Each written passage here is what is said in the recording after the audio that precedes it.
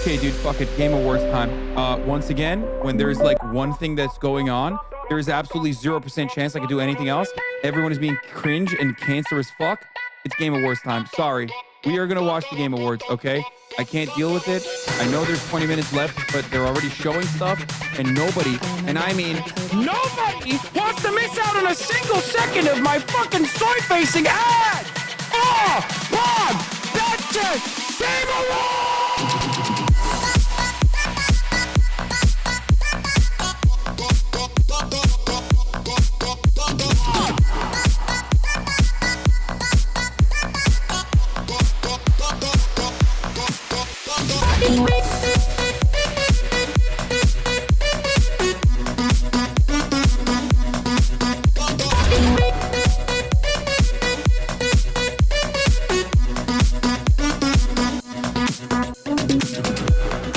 Focus on this anymore because all of you motherfuckers keep talking about the PlayStation event. You did fucking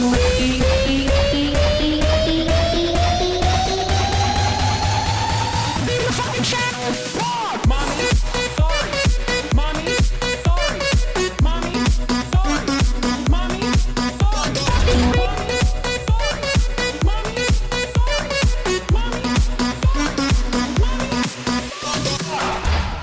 dude, Megaphonics is literally just like hitting the levels of parasocial. What's going on, everybody? That previously people had never heard of before. What's going on, folks?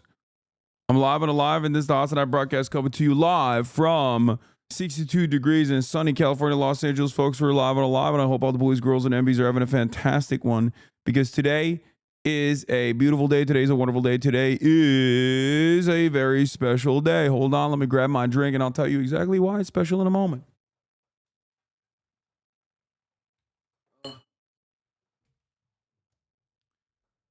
"62, why am I cold?" 62 in California is cold. Is it a very special day because it's the 13th day? I don't know, maybe.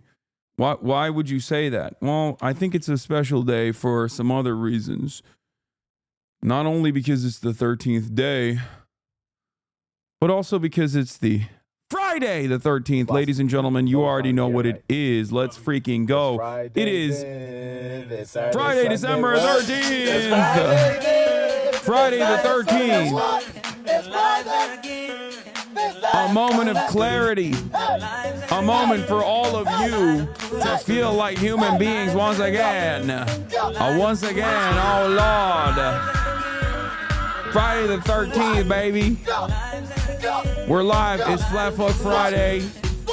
Your forefathers fought long and hard so you can have this moment of joy, this jubilation.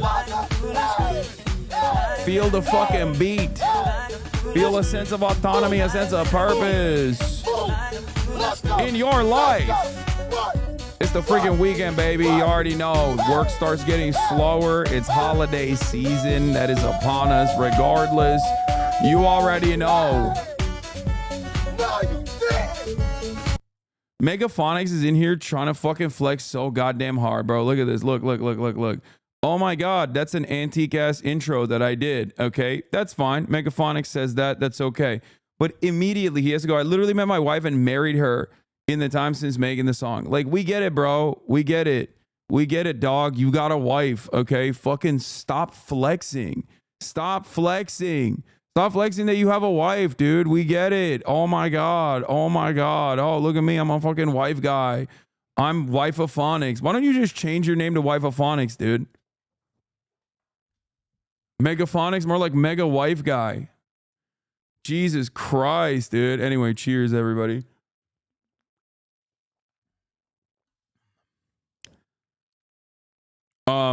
This is part of the broadcast where I tell you about my personal news about what's going on in the world of HasanAbi Piker, and let me tell you, there's some good stuff and some bad stuff that has happened. I got a fiance now. I'm Hasan pilling him slowly, but he gets jealous of how much I watch Lamau.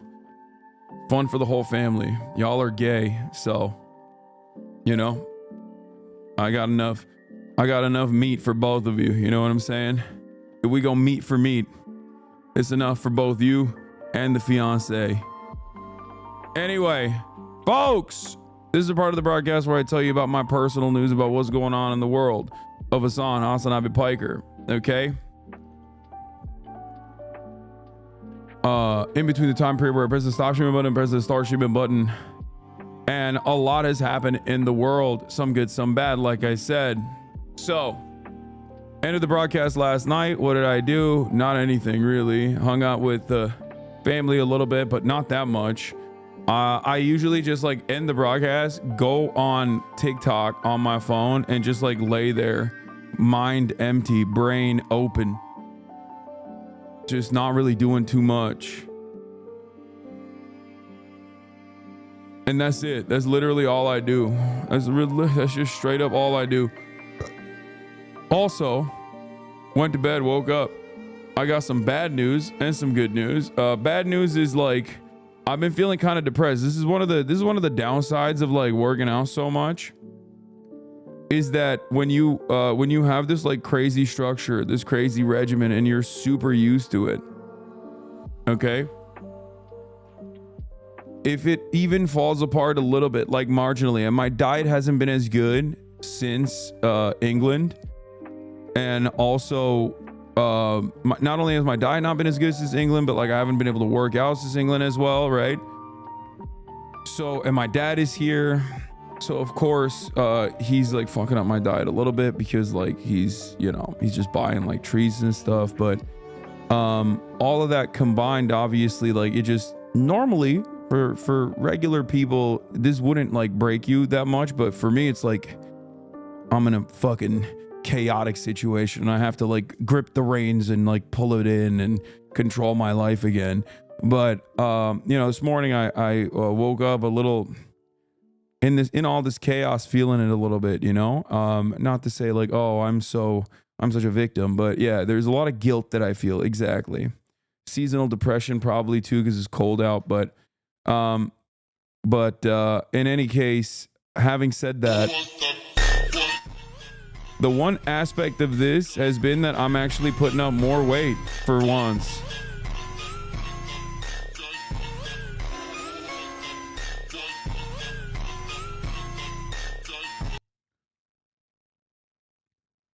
So I've been putting up more weight on the incline bench press in general. How do you find the tracks to put on your stories? I don't know. It just shows up. But yeah, I'm doing like I ripped 205 for 10 like it was nothing. And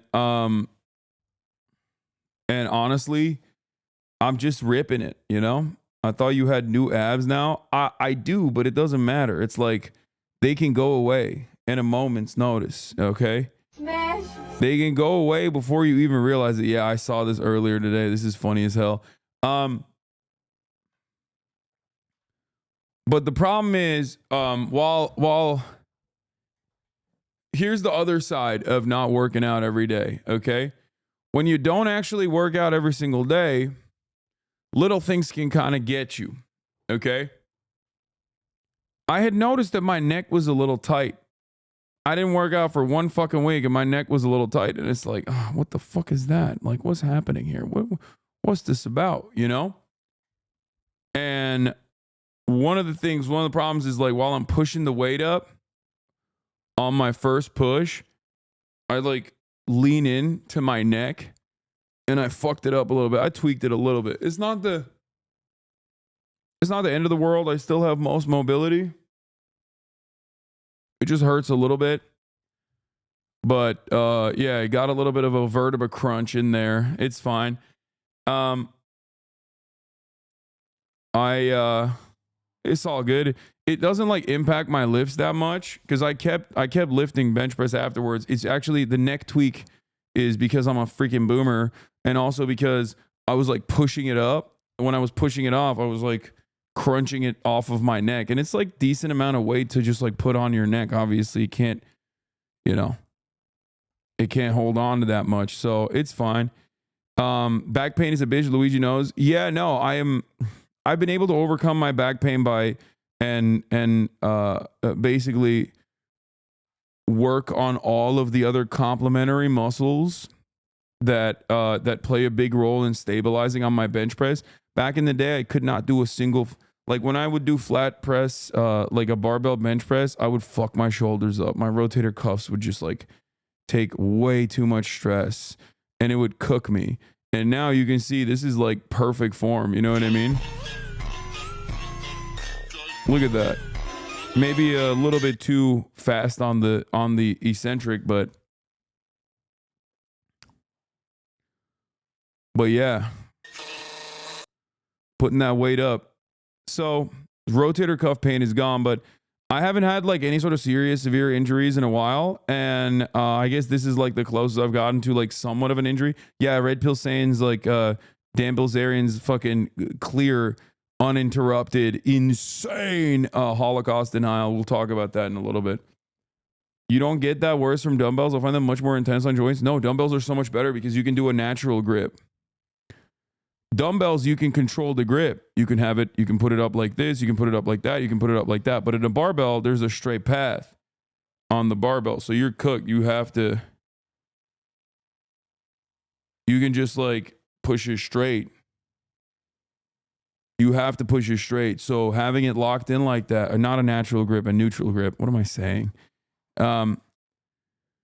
But in any case, folks, that's neither here nor there. It's the fit pick of the day. You already know. Just posted. You can get even more range of motion with dabs. It's not huge, but I did 500 push-ups in an hour last night. I felt pretty proud. That's an insane number of push-ups, dude. Are you out of your fucking mind? Yeah, I already watched this yesterday. But yeah, like even this like little bit of fat right there, mostly skin, but a little bit of fat right there and a little bit of fat here and mostly skin, that in and of itself is like very frustrating for me because I have body dysmorphia. I see like all of these like minor things that most people would not pay attention to, but that's the way I see it. That's just, I see all that and I freak out about it.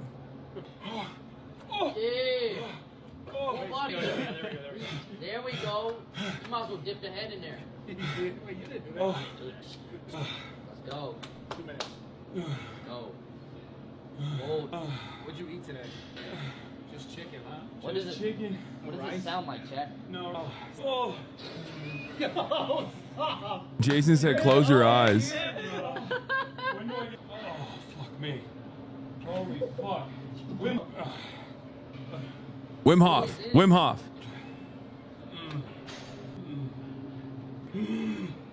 Oh. Oh. Okay. Let me... Oh. Oh. Okay. Oh. Side profile looks good though. Back muscles look good. Side profile looks pretty good regardless. You know what I mean? I'm not even flexing there. You know what I mean? I'm just getting out of the goddamn ice bath, right? How much shrinkage was there? A decent amount. My Kurdish dad beat my ass because of you. Wait, what? Why? I am no better than a man. Like, look at that. Damn, you're a big burly boy. Look at you. That progress is impressive. Yeah, I mean, I'm happy about it. Yeah, we got the Pelosi fall. Also, there was this. This is funny. I reposted this already. Smash. It's crazy how viral this shit goes, man. It's crazy. Yeah, I reposted it. Every third post I see of Hasan is reposted by him. Yeah, I see the fan service. I like the fan service. Okay. I see the fan service. I like it. Oh, there's an update on the conservative mom who subbed to HasanAbi. Uh-oh, let's see. I'm day 3 post-op for my surgery and I'm incredibly swollen and a bit bruised. And now I'm really embarrassed because I wasn't expecting my mom and my account to get as much attention as it did yesterday. So hello to all the HasanAbi heads watching me. And frankly, I don't want to show my face because of the potential of Hasan seeing my account. And this is just not the look that I want to present with. Why don't you just wear a blue surgical mask like Luigi? So this is her. This is Karen. Not Karen. Hi. Karen, because Karen. she's from England. I'm out here to take care of my daughter who just had surgery. I'm flying back to Laguna today. She's an OC mom. But we got her. She's subbed. She used that Prime subscription. Yeah, you guys should do that too, by the way. Just like Karn. OC Laguna British moms. Rise up. Subscribe for $7 now, apparently, because Brandon's America, brand inflation, or for free with a Twitch Prime, or by getting gifted a sub. You already know what it is, baby. Oh, yeah. She stole my Prime subscription, actually. So now I'm not subbed. It's actually my Prime subscription. Okay, it's a family account. That is pretty funny because, like, that is the meta, right? That's the joke. I used to always say, like, use your mom or dad's Amazon Prime account and connect it to your Twitch account to use it on your favorite broadcaster. Hopefully that's me. And many of you listened. And I love that. I love that so many of you listened and were like, yeah, I mean, what is this?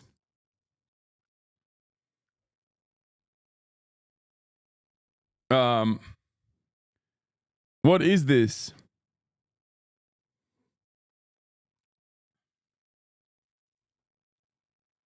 I told my mom I was going to get rid of my Prime because I'm trying to save money, and she said we could technically share it and sub to you. Yeah. It's $7 on mobile for Apple. Google's cut a mobile app sale, $6 on desktop. Oh, it's $6. Okay. So I'm going to be in chat today using her account since I don't have a subscription anymore. We've been watching him all morning. I think we're going to watch his interview with the FTC commissioner next. So, Karen, so far, what makes you like him? Well, one, he's very cute. Yeah, it doesn't hurt. Deny that. But he's interesting. It's fascinating reading all the comments and all his followers. It's so varied. It's all across America, which is not what I expected. The world. Is it the world? He's global. I didn't know that. I'm new, brand new to this. He's very funny. He's entertaining. Alexandra made me look at his Instagram page. And, oh my God. But I love his dog, and the poor dog is always being twirled around up in the air. But Kaya. We love rescue dogs, so. yeah, we're a big dog loving family. So she loves. Look at her. Look at this bitch. Oh my God. I love her so much. Listen, no more mom jokes. You do be twirling her around. I do. But listen. It's kind of funny. It's interesting. Like,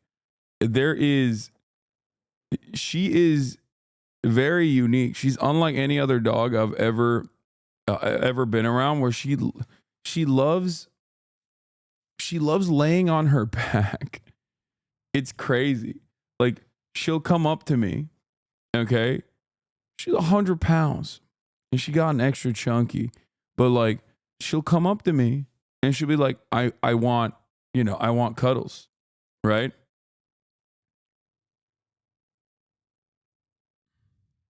I want cuddles.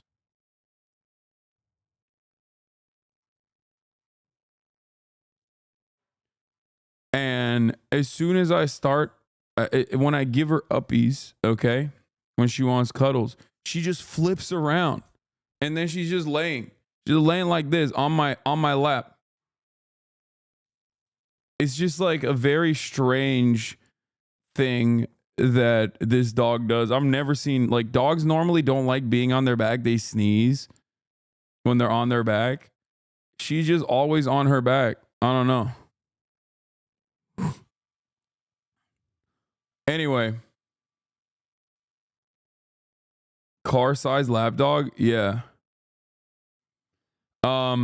Okay.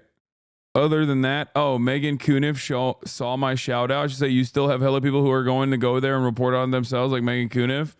A friend sent this to me today. Appreciate the shout out, Hasan the Hun. Yeah. The one from like the Law and Order YouTube account or whatever. The one who was like really.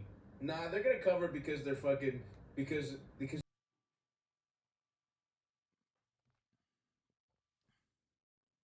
I worked in dog cognition. Every dog caretaker thinks their dogs are that special.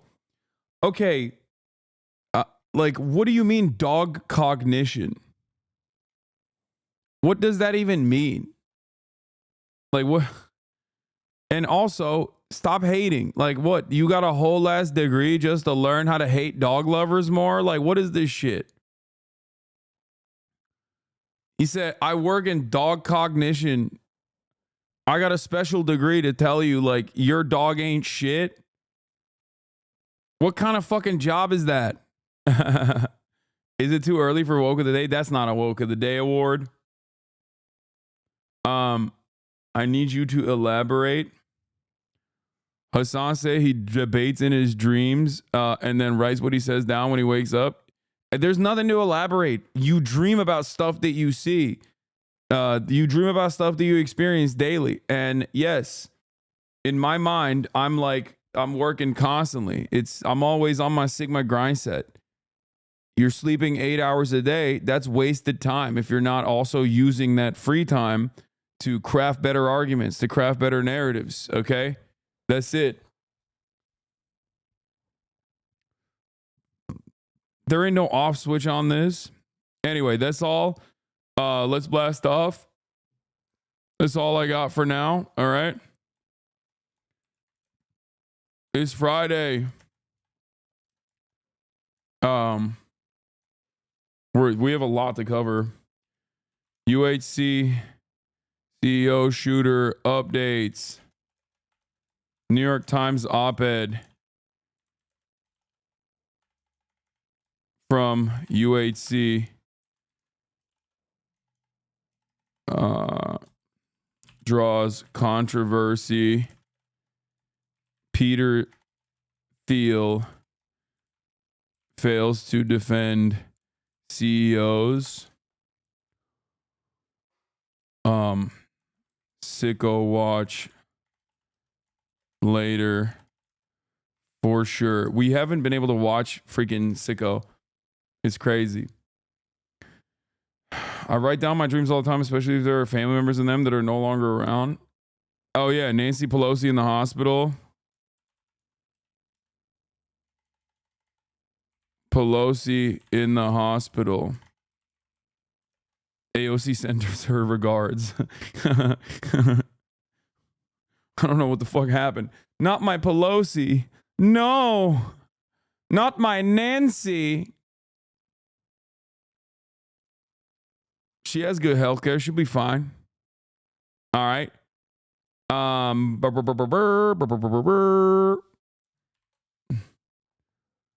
the who must go AOC Nancy Pelosi meme.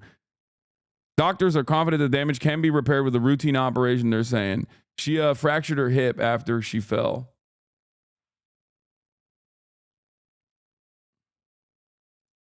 Arky posted your selfie.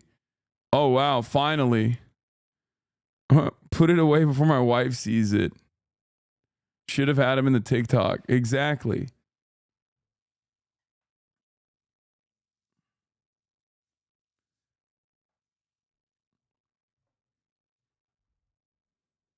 I hereby give you my Oscar nominated documentary for killer health insurance companies like United. Michael Moore made SICKO free. My goat. God, I love Michael Moore. People are always so funny when they just like get mad. People are so funny when they get mad at like Michael Moore or all these like old school people that have been at this game for a very long time. Because of just some like minor disagreements in the way that they see the world. And it's like, dude, this person has been doing this for a lot longer than you've been alive, okay? You're not going to always agree. Like, who cares, right? The hell's wrong with you?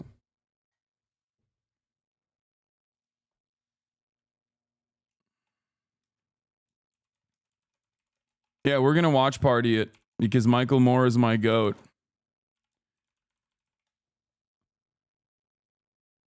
More made mad that veterans getting healthcare in Cuba documentary, right? Yeah, that's the documentary that we're gonna watch.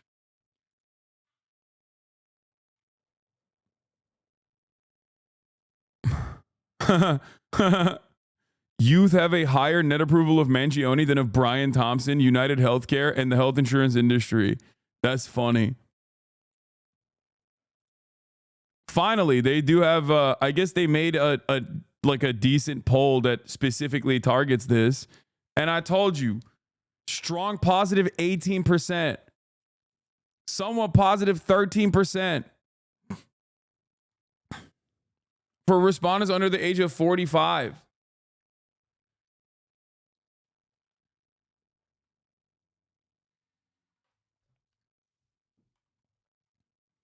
Brian Thompson, who under the age of 45 has a strong positive for Brian Thompson? Like I don't, or United Healthcare. Like it's just so weird. It's a fake poll. Check the account. Is it? Oh, this has zero. This has 355 followers, but it's been followed by Ed and Germantham.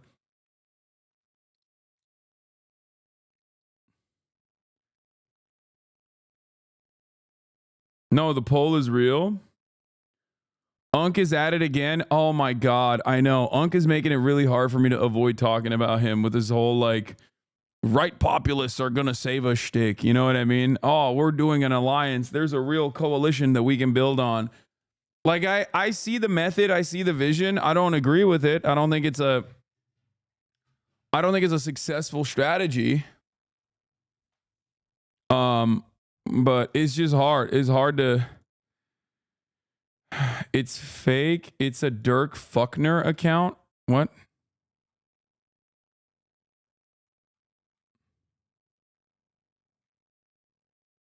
What is Dirk Fuckner? What? All right, whatever. We'll look at the poll in a second. I'll dive into it to try to see its veracity. But I don't rate anything Jank will say since Trump is still a month away. I see it as basic cope. Incels are crashing out. Yeah, I know. We're going to cover that too. Hold on.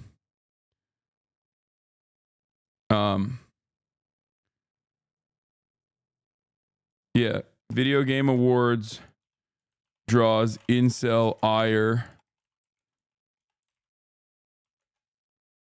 Sicko watch later. Sicko watch party later. Okay. Sicko watch party meme. Hasan Piker Sicko bowling for Columbine Fahrenheit 9/11. Yeah. All right. Watch My Cousin Vinny? No. Maybe later. So here, let's blast off. Got an update from my friend on the dog cognition. She says she can go to school for it, and she basically studies of dog behavior, intelligence, and skills. She said it's basically a fancy way to say dog training somewhat. Okay. Great. Maybe your friend shouldn't be spending all of this time and this degree that she got making people feel bad about saying that their dogs are special when their dogs are special, okay? I'm blasting, okay?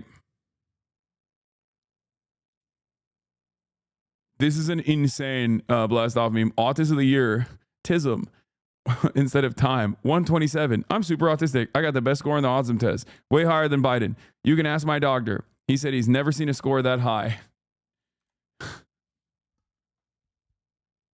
Y'all are crazy, man. Y'all are crazy.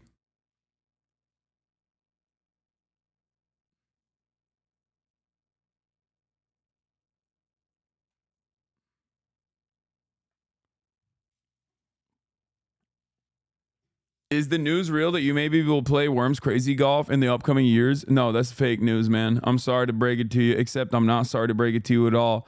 That's just fake as fuck. That's super fake news, brother. Don't even begin. Don't even try. Don't even try to see that. Don't even repeat that shit. You know what I mean?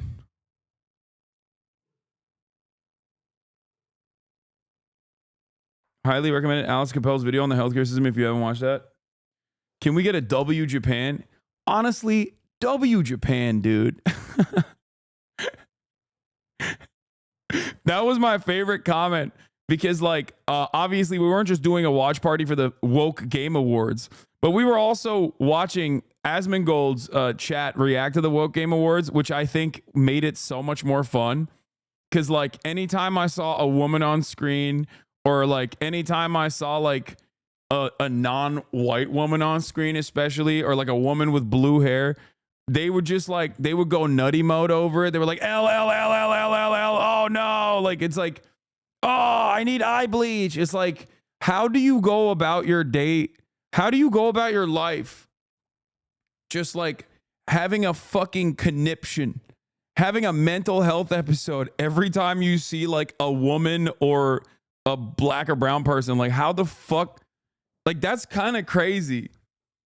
That's got to be crazy. Imagine you walk into like, I'm assuming that like the Asmongold fan that walks into like a Ralph's, sees a cashier and she's a woman. He's like, no, wokeness has ruined this, the reputation of my favorite grocery chain. Like, what?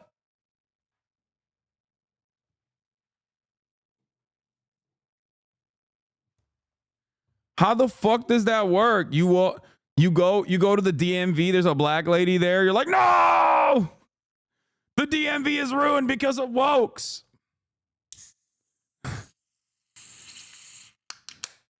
Like, what do you do when you see your mom in the morning and you know, you're like, oh my God, my sister, she doesn't have the beautification filter on her face. She looks ugly in this lighting. Woke. My family is woke. My mother is a woman. This sucks.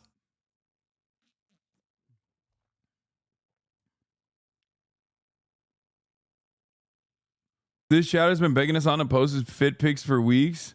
Wait, what? Post award pics? Oh shit. You're right. I keep forgetting. But yeah, I had a lot of fun watching it yesterday. I had a lot of, I truly enjoy, I love that the anti-woke gamers exist. I know it's really fucking annoying for the developers because they sometimes end up like harassing them and, you know, doxing them and shit. And then they just like dookie all over their lives' accomplishment. And I totally understand how frustrating that is because you're like, you're working for this massive corporation. You have these creative initiatives that you want to put into this work of art. This is your baby. You worked on it for years. You're very excited, even though you kind of also know you might get fired at any given moment because every single part of these companies are now consolidated into these like mega merger companies that only focus on live service, only focus on DLC content, only focus on loot boxes. Everything is shit, right? And you're over here just like, I am trying to exist in this space to the best of my ability. This is my life's dream. I wanted to make video games. And then some fucking basement dwelling, neck bearded loser comes in and is like, you're gay. You made this video game gay. Fuck you. You're responsible for everything that sucks. Why doesn't it feel like I'm 12 again when video games used to hit and I didn't have any of these like adult responsibilities? And it's like, dude, that's not the developer's fault. So I get how shitty that might be as a developer. But also on the other side, it is pretty funny to watch these guys fucking mauled, you know? Like, they have turned not being able to fap to a teenager into a political movement. Okay? Unironically. Because that's what the whole Siri conversation is. If you play Witcher 3, you know, one, the Siri segments were a lot of fun. And two, the entire game is supposed to be like gearing up for Siri to be the main protagonist, right? And these guys are like, they made Siri ugly. They made Siri ugly. I can't jerk off to the teenager. And it's like, it's fine. I mean, she's, you know, she's like in her 20s by the end of the game. Okay. But I'm just saying, it's like, why are you so mad? You know what I mean? What, like, why? Like, this isn't a political movement, man. This is not a political movement. Okay. You should be more embarrassed to be like, I want goon material. I want fat material. Like back in the day, we weren't so goddamn porn brain. And I say this as someone who's like pro sex work, who understands, you know, Yeah, if you want to jerk off the porn, that's great. That's fine by me. I don't give a shit, right? But it's so strange that these guys have turned gooning into a shameless political movement that is at the forefront. That's on their banner, dog. They're card-carrying gooners. They got the fucking NRA for gooning over here, where they just straight up are like, if I can't jerk off to this white woman that is the main character, I will firebomb your publisher. It's like, you should be embarrassed to say this. You should be more embarrassed to openly be like, my desires, my sexual gratification is what matters in this process. Okay? And I don't understand it. Like,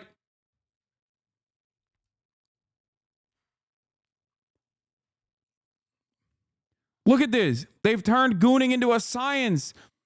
Enlarged orbicularis oris, too compressed glabella, nasion bridge too high, body of a zygomatic bone is too high. Like, what are you saying? You need to be sedated, dog. Like, I'm serious. If a person in my immediate orbit started talking like this, I'd hit him with a fucking ketamine dart, okay? I'd be like, go to sleep. Shh. I would choke them out until they fucking fell asleep. I'd be like, nope, you're going. You're being institutionalized. This got to be a joke anyway. Amazing, but please, Siri's face needs work. Witcher 3 face model look much better. Hopefully this gets updated.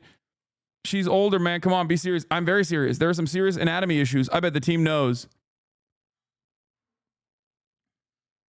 $20 says you look like somebody ran you over with a snowplow. It's like, bro. Straight up. You have thoughts like this. You need to be sedated. You need to be sedated and institutionalized. Like, this is thought crimes, okay? This is a crime. It should be a crime to think like this. Straight up. This is the one time I'm saying it.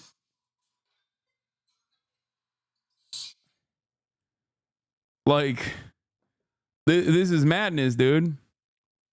Have any of these guys gotten ass before? No, of course not.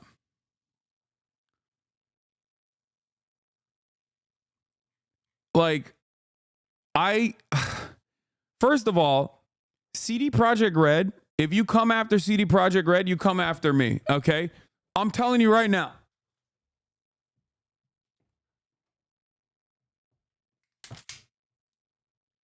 I will defend the nation of Poland and CD Projekt Red with my fucking life. Ah!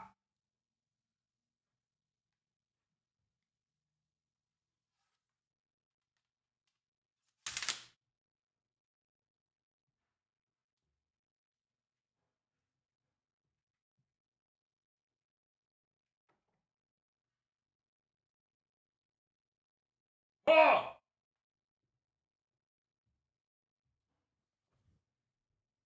That's number one.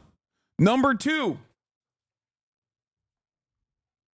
they got one PC in motherfucking Poland, bro. They got one goddamn PC in Poland. And look at how much they do with that one PC in Poland.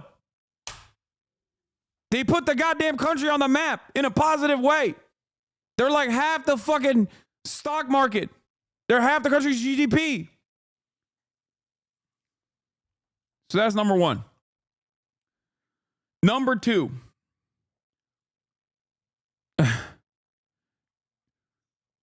I don't even have a number two. I just fucking love CD Projekt Red's work. So I think it's crazy that they're out here dookieing on that shit.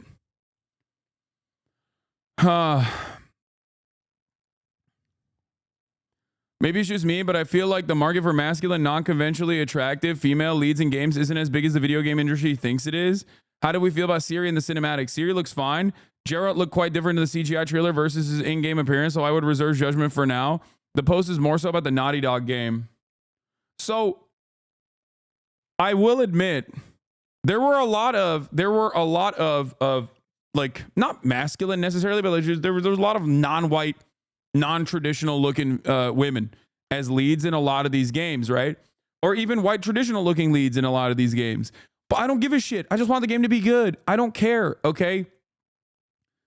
Like I don't know why it doesn't factor in to my equation, like to the way I enjoy a work of art, if it's led by a woman or a man or whatever the fuck they look like. Like Dave the Diver is awesome. He's a fat dude. You know what I mean? It's hilarious. It's amazing. It plays into the story. And I don't understand. Like, just make good games. That's all I care about. Hasan does not see gender. No, that's not what I'm saying at all. What I'm simply stating is, I don't care. Okay? I don't care. And I'll take it one step further. I don't think you should care either. As long as the game is good, as long as the story is good, as long as the mechanics are good, as long as it's compelling, who fucking gives a shit? Okay? Who cares? I don't know. I don't understand it. Must have triple D's as a women lead, or it's unbelievable to these people. Like, the greatest example of this is, I think, Stellar Blade. Like, it's kind of one note. They're sexy, but it's kind of one note, you know? It's a decent game overall. But again, it's bubblegum. So obviously, like, sexy ass leads don't change that dynamic at all. So it's very, very frustrating. I thought Asmus said he was changing. This doesn't look like change to me. No, he went back. He went back to a, I mean, he was never going to stop doing the DEI equals die shit. But I just think that there needs to be a little bit of social shame. And I'm shocked that there isn't more of it. Like, there isn't more backlash overall, because I think that there is so much resentment that people have. There's so much resentment that people have towards,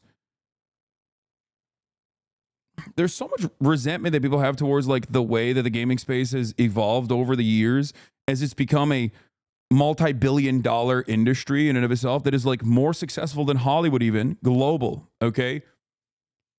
And in that process, there's been a lot of mergers and acquisitions, a lot of layoffs, a lot of hyper focusing on revenue rather than the art in and of itself.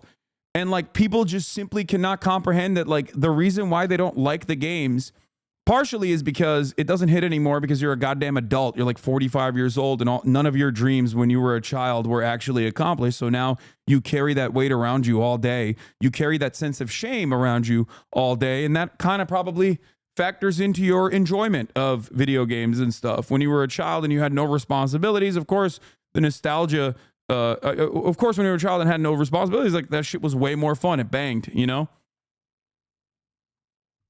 Having said that, however, you're not a kid anymore. You're an adult. And in that time frame when you, like, try to enjoy this new work of art, maybe it's not going to hit the same. And then there's the nostalgia component that makes you think that it was much better back then. Okay? But overall, there are structural problems with the gaming industry in general. And a lot of these guys, ironically, and this is something I talk about with politics all the time, a lot of these guys, literally, instead of addressing the real villains here, addressing the real problems here, unironically do the same exact, like, deflection without realizing it. Where instead of getting mad at, like, mergers and acquisitions and crunch, okay, and not letting fucking video games breathe, not letting the development process breathe, and not giving the workers that make these video games more time, more space, more benefits, more freedoms to be able to pursue their artistic vision. This financialization of the gaming industry is obviously going to take away some of the beloved projects that might have even started off in a really interesting way, but that is now unfolded into the codification, the FIFA-ification of all gaming. This is something that I saw even when I was a young boy, okay? When I was growing up, you got FIFA, which was the same dog shit, same slop that they were serving over and over again. EA Sports is in the game, right? That was always the same. That was always the same process. Now, as many publishers have folded into developers themselves, as all these developers merge and become these ginormous corporations, there is this EA-ification of all gaming, okay? And all games are turning into Madden. All games are turning into FIFA.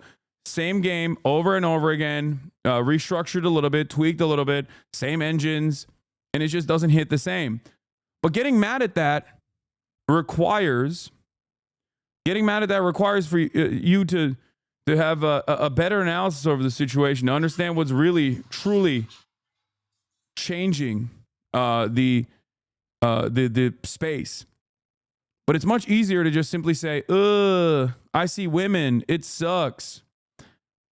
And for the record, this isn't to say that there isn't diversity for diversity's sake in video games, as there is in every single medium. Every single visual medium does this. Okay? It's the same principle behind Ghostbusters, but all women, right? And many of those things become box office flops anyway.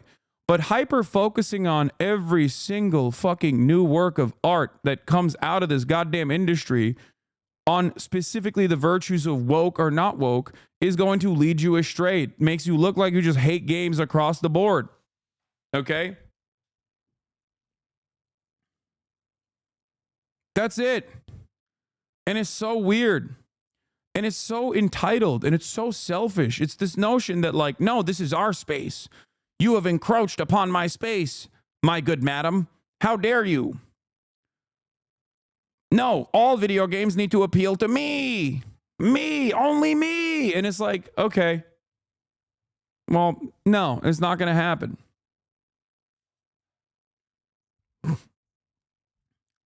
So everyone needs to fucking calm down. Stop making things political.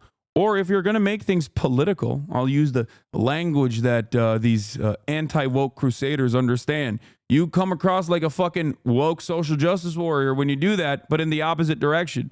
You're just crying and chirping. And if you're going to actually make it political, understand what actually ruins gaming in general, and not necessarily all this other shit. And they do respond to that, because remember, the Asmongold audience was very mad about the new Split game that was coming out. What's the Jack developer that's friends with Jeff Keighley? Whatever his name is. Split Fiction or whatever. Isn't that what it's called? No, not Splitgate. Is it Split Fiction? Is that the one? Yeah, Split Fiction, right? So, Haze Light Studios is very good at making these like cooperative games. So they're making Split Fiction. It has 2 female leads. This was very frustrating for the Asmongold audience. They were like, oh, LLL, this sucks. But then, what did the guy say? Joseph Ferris, at the end of it, he turned around and said, and we're focusing on making good narrative-driven games that are fun to play. Only 1 copy is necessary if 2 people want to play it, because we're not in this to do microtransactions, live services, loot boxes, none of that bullshit. We're in this business to make good games that, you know, you can enjoy with your friends. And they ate that shit up. Asmongold's audience ate that shit up as well. So that's the frustrating aspect of this, right? The frustrating part about this is that a lot of these gamers, they hyper focus on the immediate optics of a situation and ironically become the other side of the coin that they constantly rail against, which is diversity for diversity's sake. But that's all you're doing. You're also advocating for diversity's sake. Or you're advocating for identity politics for the sake of identity politics. You just want the characters to be sexy, brolic men. That's it. And the other side of this is when people cheer when developers get laid off, not recognizing that the very same forces that are laying off those developers are the very same people, the executives that don't play video games, that are simply in the finances of it, okay, that are simply invested in the revenue strategies that ruin your fucking beloved games and ruin the industry that you enjoy. Okay? Stats show that most people choose to play as a female character when there's an option. It's not woke, it's statistically correct.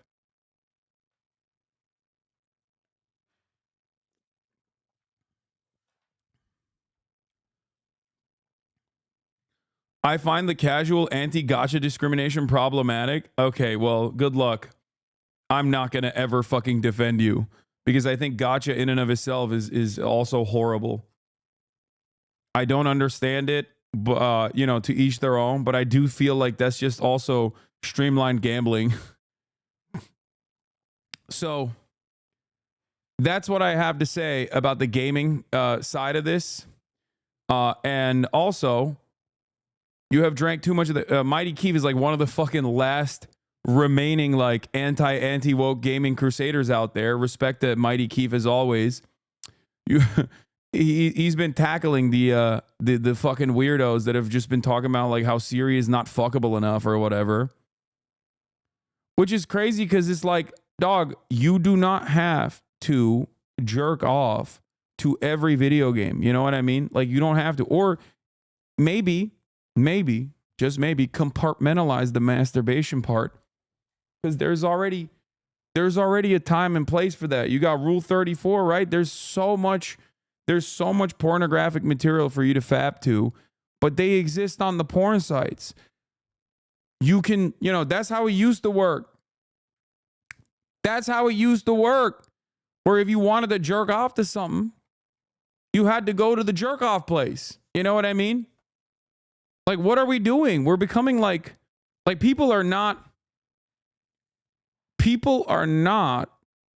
embarrassed or ashamed to just be like, nah, every woman has to be fappable. Every woman on screen has to be instantly jerk offable. And for me, I say skill issue, okay? Because you can masturbate to anything as long as you have motion and lotion and motivation, okay? So that's a skill issue for you regardless. That's number one. Number two, not everything has to be instant gratification. You don't have to like hypersexualize every fucking female character. And you should feel a little bit more embarrassed to say like, no, I need to be able to goon, okay? I need to be able to goon while Siri is just like destroying a fucking dragon. While Siri's like cutting off the head of a fucking werewolf, I need to be able to fap to that. And it's weird. That's a weird thing. That's a weird thing that you should not. You should be ashamed to just like even have those thoughts. Okay? Anyway.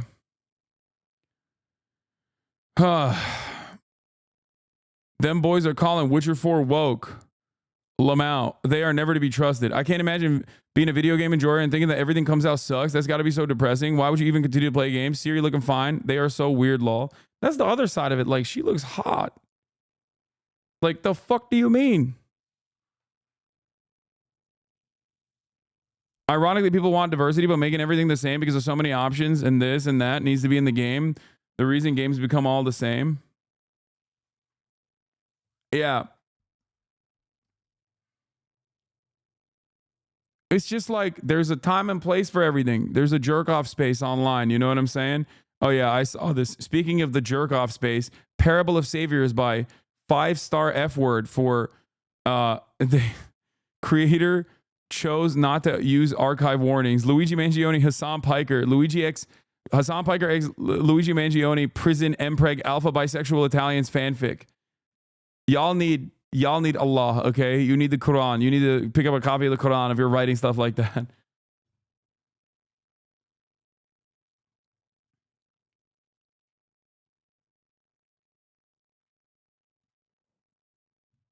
But yeah, I just don't get it. I don't understand it. I will never understand it. You will never be able to make me understand it. I think it's because I'm fucking far too normal. You know what I mean? Where when I see a new video game coming out, I don't immediately go, can I jerk off to the main character if she's female? You know? That's a weird attitude to have. And I think you got to squash that. Okay?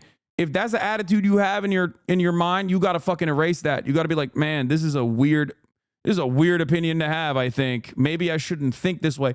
Zylax, thank you for the 100 gifted subs. Dynamic Chap, thank you for the 5 gifted subs as well. Okay? I feel like gamers are gamers, capital G gamers, hard R gamers. They just like slot certain things. They see the optics. They're like fucking lizard brain. They go, is the video game's protagonist a sexy white man? If no, is it a sexy black or brown man? If it's a woman, is she a white woman? Okay. And then it just like, it's the wokeness markers. Okay. They go, oh, is she a white woman? Is she sexy? Can I jerk off to her? It's like a flow chart. If the answer is no, then it's woke and I hate it. Okay? If the answer is yes, then it's not woke and I love it. It's weird. And at the bottom of that pile, obviously, is any sort of visual representation of like someone in a wheelchair or someone who has a non-gender conforming haircut, or someone who has like, if it's a woman and they're kind of fucking brolic, then oh God forbid, then it's woke and I hate it.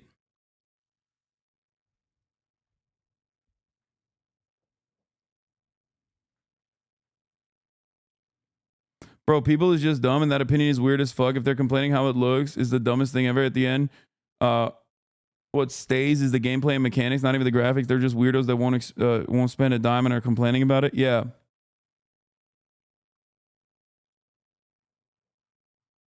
So, odd situation overall. I think people should be a little bit more ashamed. But yeah, people are very mad about the Intergalactic Heretic project, or the new project from Naughty Dog, not thinking about it like, oh, what a joy. Naughty Dog finally made a fucking new IP. And they've done a bunch of great IPs in the past. Like, they've done a bunch of great fucking games. Naughty Dog makes a new fucking game and people are like, well, there's a bald Asian woman as the main character, so automatically I hate it.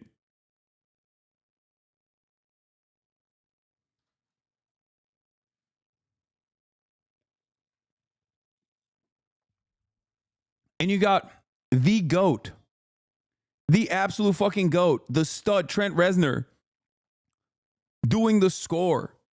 Okay? I don't know if you guys watch Challengers, but you know I'm a fan. Okay?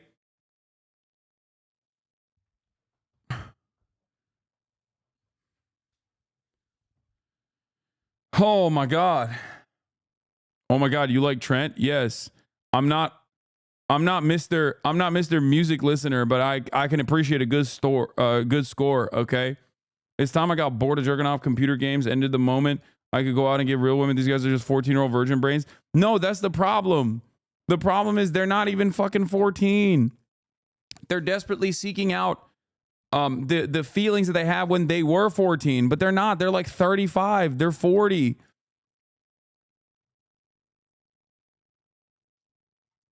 You know what I mean? Part of the reason why I loved Wukong, which many of these guys considered to be anti-woke, ironically enough, and that's why they liked it. But the reason why I liked Wukong was because it was the format of something that we've seen before. It was God of War, right? It was God of War with the mechanics of a Souls-like game, right? Now, there are a million games like that, but why did I like it? I liked it because it actually featured a mythology that you don't usually see that much in Western media. You see remnants of that mythology that has been very impactful, like Dragon Ball Z, One Piece, and numerous other works of art that make its way to the Western world. But like the very fact that it was Chinese mythology, it hyper focused on Chinese mythology. Like, I think that's unique. That's when diversity is good. That's a perfect representation of diversity being good. Okay. That's it. That's why I liked it. That's part of the reason why I liked it so much, was because it was cool to dive into a unique universe. Okay. When is diversity even bad, motherfucker? No, I understand the argument when like people just go, oh, we're going to make the same IP and it's going to suck, but it's now gender bent. You know what I mean? It's like, that shit sucks. It's boring, but that's not because of diversity. It's boring because they're juggling the same IP over and over again. Do you not understand what I mean? That's not even, that's just diversity for the sake of diversity, or that's diversity just for the aesthetics. And oftentimes it's chock full of bad writing in general.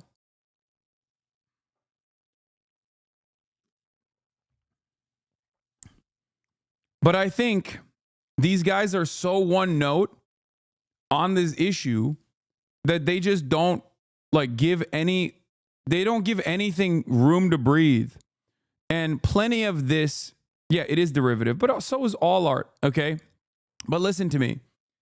A lot of these dudes, a lot of these gamers, you know, capital G gamers, hard R gamers, a lot of them don't need to see or play or experience the work before they make up their minds. They just immediately go, oh, I saw something that is, I have slotted as like anti-woke, or I saw something that I slotted as woke, and therefore I don't like it. Okay? And that's deeply, deeply frustrating. Okay? It's very fucking annoying. And these guys that take advantage of the anger and resentment that people have by grifting to this kind of commentary, but they're grifting to this kind of sentiment and highlighting it and legitimizing it over and over again, they rarely ever get punished either for making the false prediction that a particular game is woke. Do you understand? They'll come out. Fallout is a great example of this. They'll be like, Fallout is woke. It sucks. Like the Fallout movie or the Fallout Amazon Studios show is woke and it sucks. And then it comes out and people watch it and it's fucking amazing.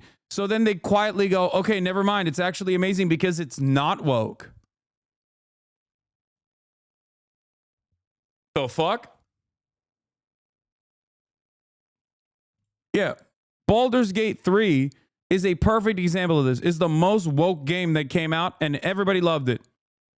Okay? Everybody loved it. Why is it not woke? Why is it not considered woke? Because everybody fucking loved it. You could fuck a goddamn bear in it. It's the gayest game of all time.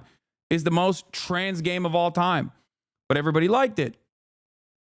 So now it's not woke. We don't have to talk about it. We don't have to talk about how woke Baldur's Gate was.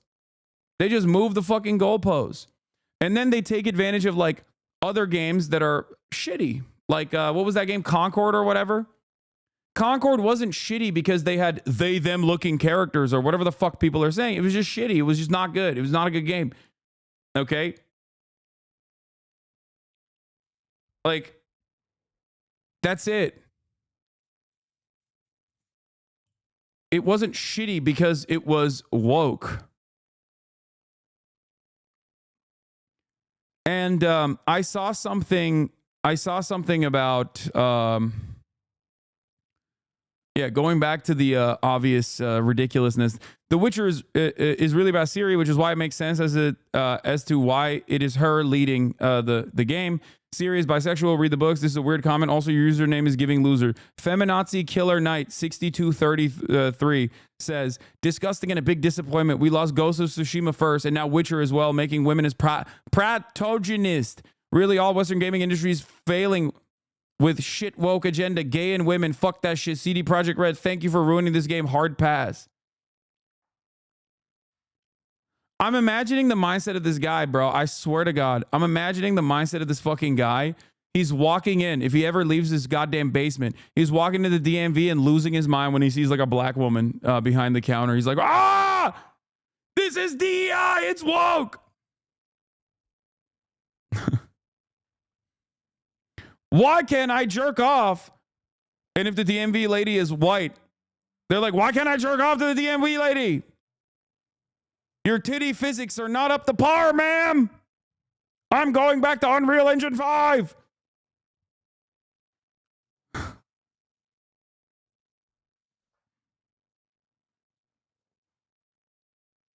Yeah, he has a Red Dead 2 avatar, which is also a very woke game too, but that's, don't even get started on that.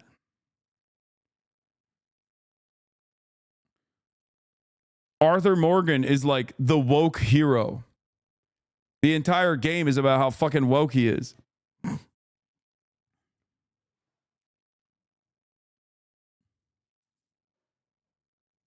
Anyway, the standard for all female characters should not be the merit of the existence of female characters should not be about like how fappable they are. Okay? And if that is unironically your like political movement, that is if that's unironically your perspective, you're a pervert. I don't know how else to describe this. Like you cannot exist in like civilized society. Like take a fucking shower, you know? And Tectone is the perfect person to say this to. It's like, bro, like this is not like something that you should be openly advocating for. You know what I mean? Like you should be ashamed to be like, oh, the video game industry is not appealing to my jerk off fantasies. Some games are going to feature this, and that's fine. And some games are going to feature this. Like, who gives a shit? Oh, my Lord. I think people are just... The more time we spend online, the more shameless we become with our digital footprint. The less time we spend with other human beings in the real world, the more creepy people get.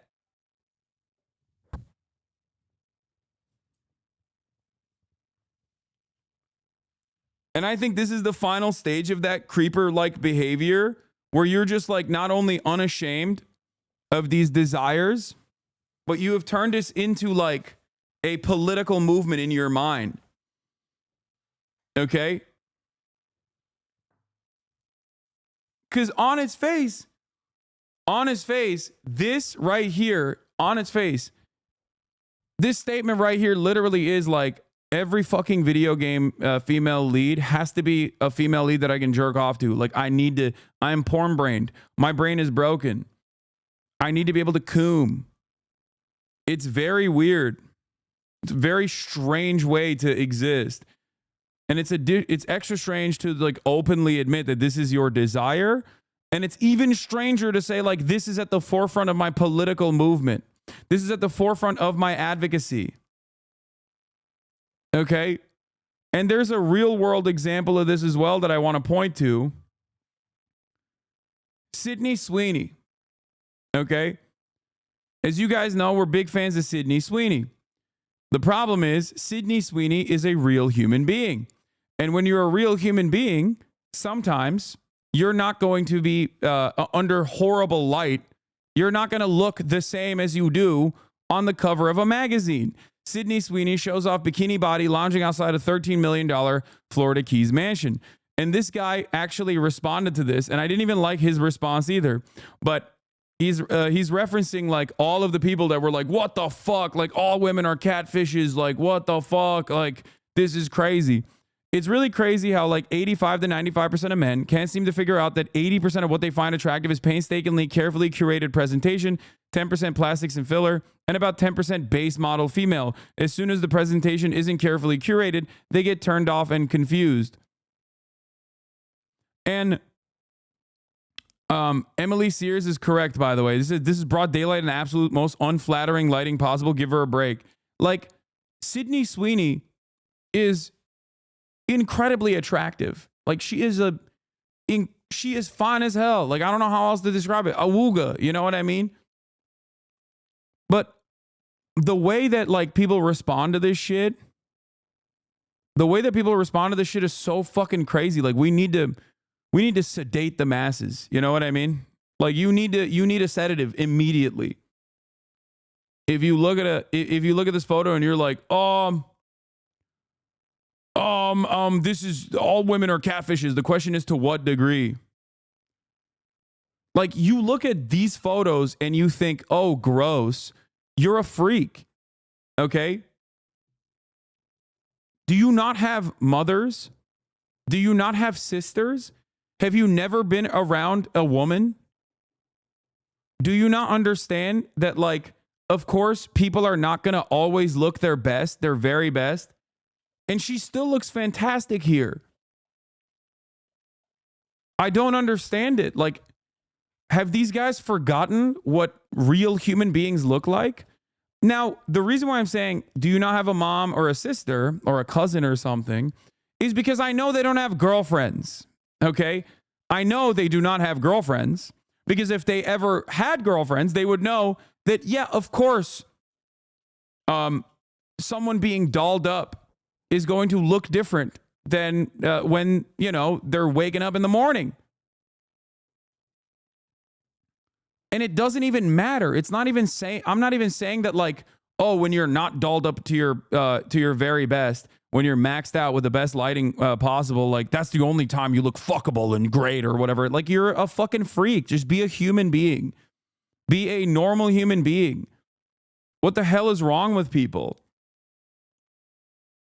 And obviously, the real academic, not to get super like academic on this, but the real reasons as to why people feel this way is because, one, their society just like automatically slots women, patriarchy, automatically slots women into objects of desire who are fuckable and only good for that, or completely worthless. And it's insane. It's fucking insane. It's an unrealistic depiction of Sydney Sweeney here. She's obviously catfishing. Where's the lens flare reflecting off the perspiration on her titties like that Korea sword game? Yeah. I feel like most men who act like this, I've never been in a position to wake up next to a woman in the morning. Have never been in a position. Yes, that's what I'm saying.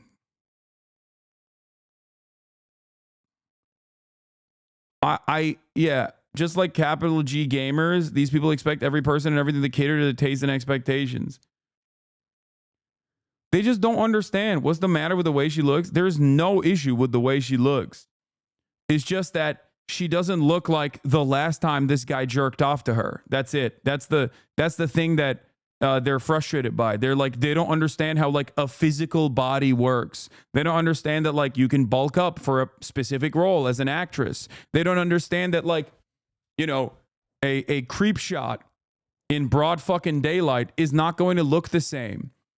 But this works in every facet of our lives. This is why so many people at early ages develop body dysmorphia, because they see airbrush photos of like fitness influencers, or they see how people look and they think this is how I'm supposed to look at all times, when that's not how it works.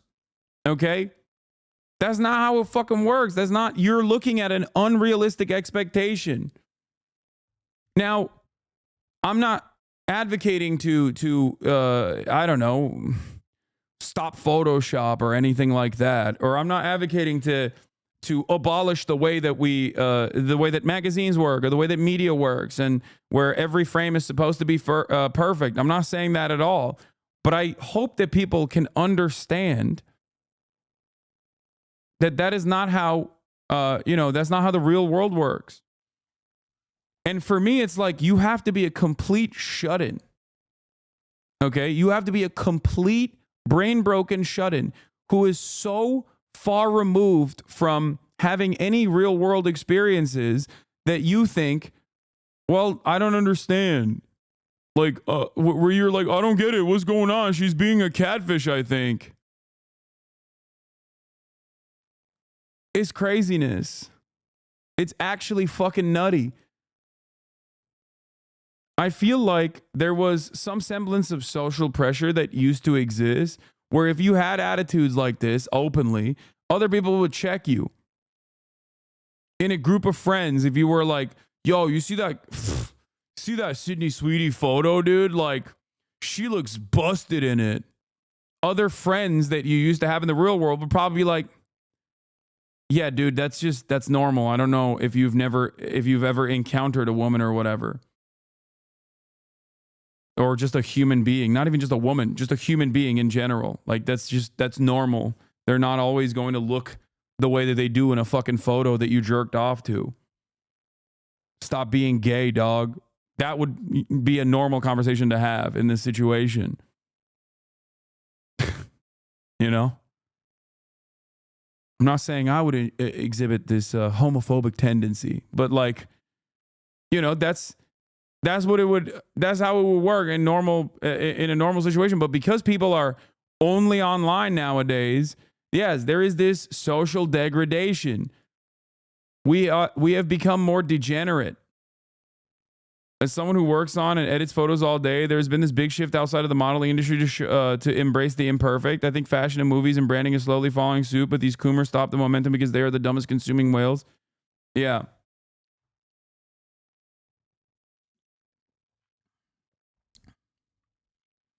To be fair, the men making these comments are supermodels. Yeah. Well, for them, obviously, you don't have to be, right?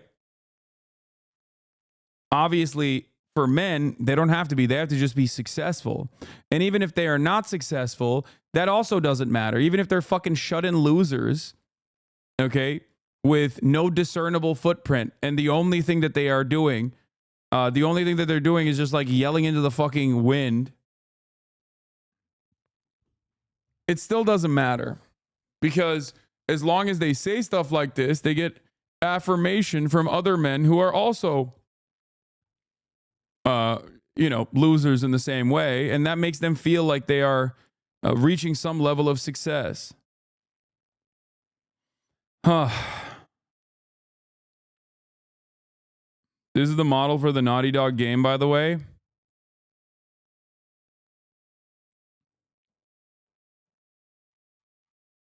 Tati Gabrielle.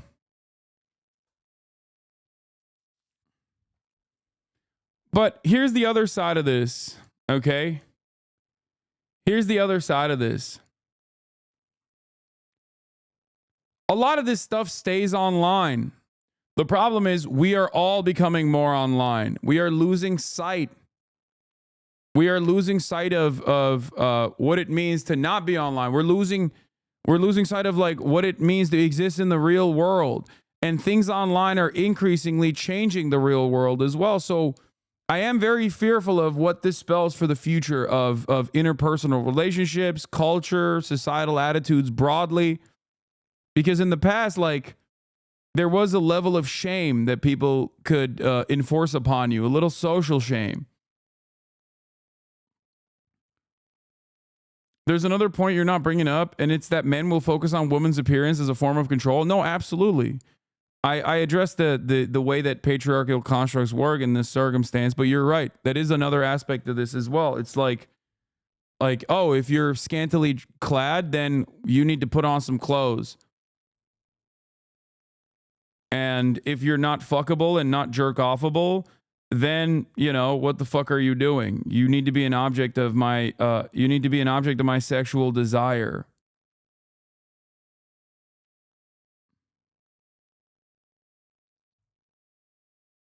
It's gross.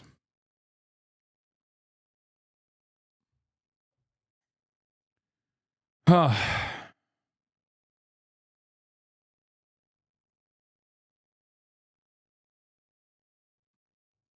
1000% Skyrim modding created these incel losers. They want to mod women in real life too. Holy fuck. What the hell is this? KS Hairdo is a hair pack that contains 983 hairstyles. The Eyes of Beauty SSE, official port of the TOB SSE with permission from Logram. 66,000 upvotes. 5.3 million downloads. 6.8 million downvotes. 6.8 million downloads. Expressive Face Gen Morphs SE.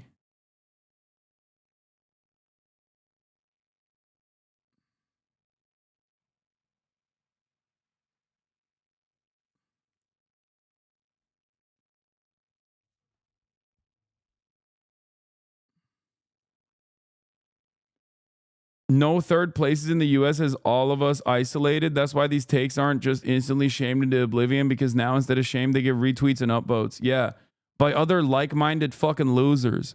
And also, that creates a permission structure for this kind of sentiment to thrive. And that permission structure makes it so that other people look at that and go, well, I don't know if this is a normal person or a fucking troglodyte pervert saying this, but other people seemingly agree with it.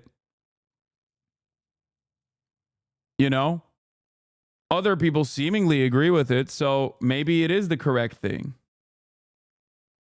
What is this? They are DEI gender swapping. Thank you for sending me your rubbish.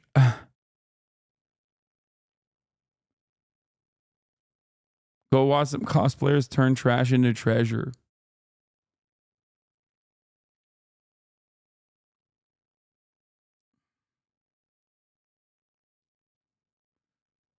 Wait, have you never seen a mod site? Instead of cool improvements like we used to get modders, just add tits lol.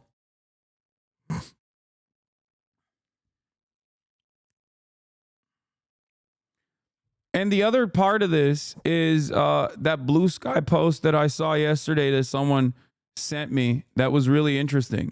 Apparently, this is almost identical to that study that was conducted. I don't know if you guys know this, but there's that one famous study where, like, in business environments, women that speak significantly less than men are still seen as speaking more than men. You know what I'm talking about?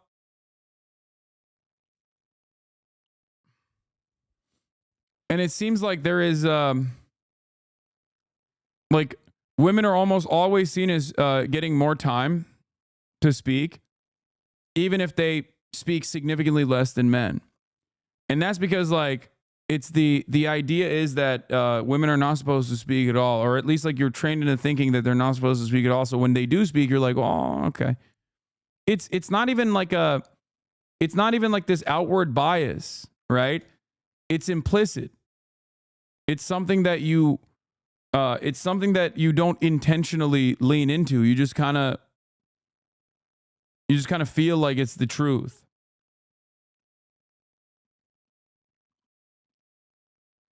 We are, yes. It's because women speaking is out of the ordinary. We're naturally more likely to notice abnormal events. That is the nicest way to put it. Okay?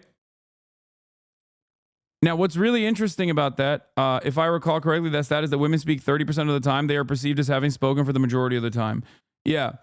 So what's really interesting about that is that because the gaming space is so, like, historically so focused on tailoring to this, catering to the specific needs of, like, men in general, right? Even when you have like any female roles, we think like, oh, this is happening a lot more than I'm used to. And I think that's a big part of the problem, because there were stats on this, and apparently it's like 7% of all new games that have come out have a female protagonist. And I think, like, the LGBT tag on Steam is even lower than that. It's like 1.3% or something of the new games that have come out. Yeah, this is the Jacob Geller post from Blue Sky. Here. Fascinating video on Steam trends, especially these statistics of all the games released in Steam in 2024. Did you know? It seems that just 2.5% had the tag LGBTQ+, and 7% had the female protagonist tag. This is supposedly the political trend that is overwhelming and destroying gaming. That's what they are saying. Now, it has increased, right? It has certainly increased.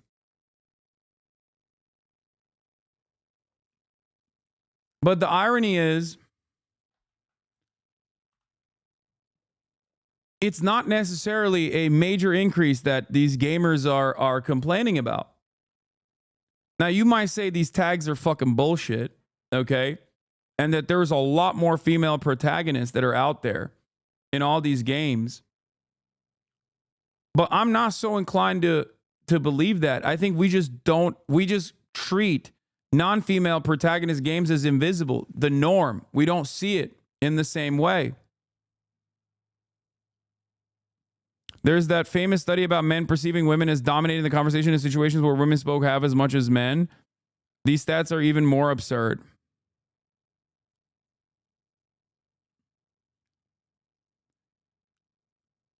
Can you explain this by referring to the fact that men and masculinity lack subjectivity? Performativity has rendered men a lost identity.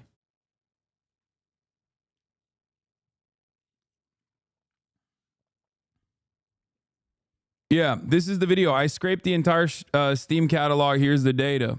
Know that half of the top 50 games on Steam are indie titles? Or that there are only 4 fighting games with a romantic theme? Here's a fun one. Did you know that the word life appears in more game titles than death? Yet war is mentioned twice as often as love? Today, we're diving into the data and exploring some fun insights into the game development. Anyway, this is just like a very nerdy but very cool video from Newbie Indie Game Dev, okay?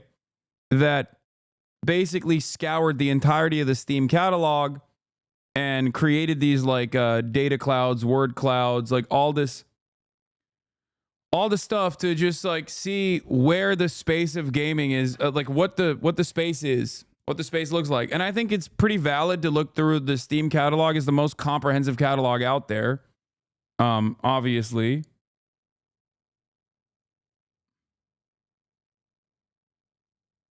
You know?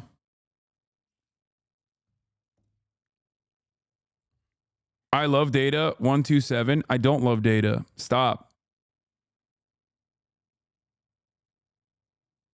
Reactionaries don't care about data. They only care about the vibe, dog.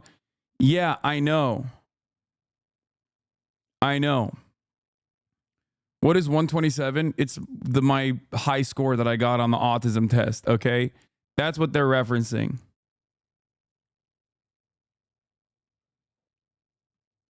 But I think this is the most interesting aspect of it, you know?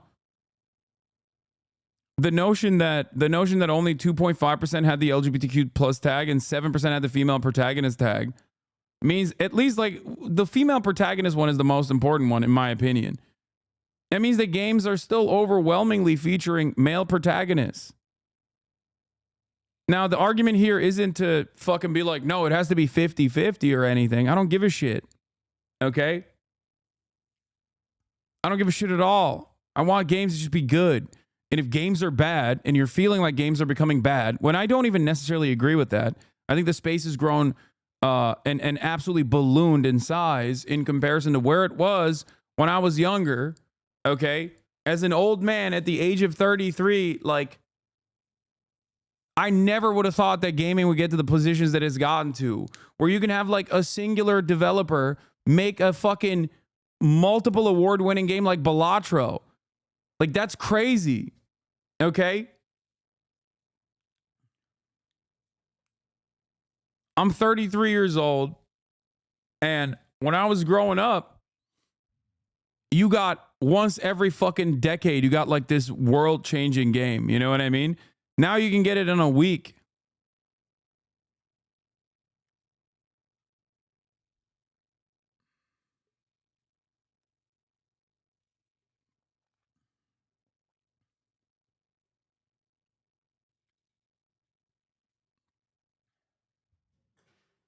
Side-by-side comparison of Akira and Intergalactic. Yeah, that's pretty sick too. They just completely ripped the Akira vibe, which I love.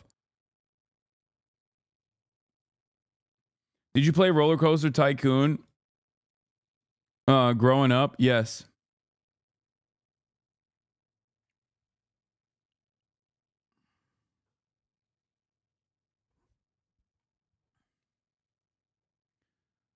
Anyway,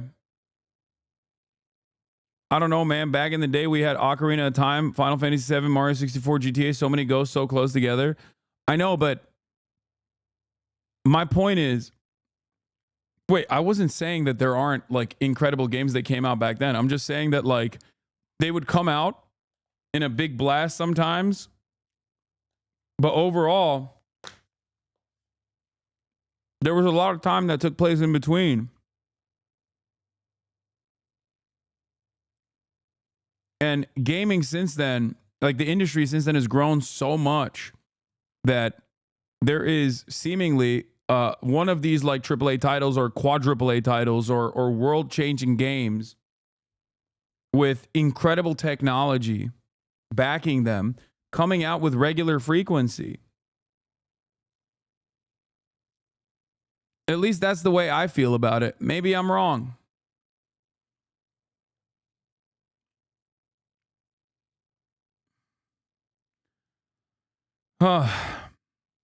Chat has Beatles bias. Yeah. We used to wait 2 to 3 years for a smash hit. Now we have one every other month. Yeah.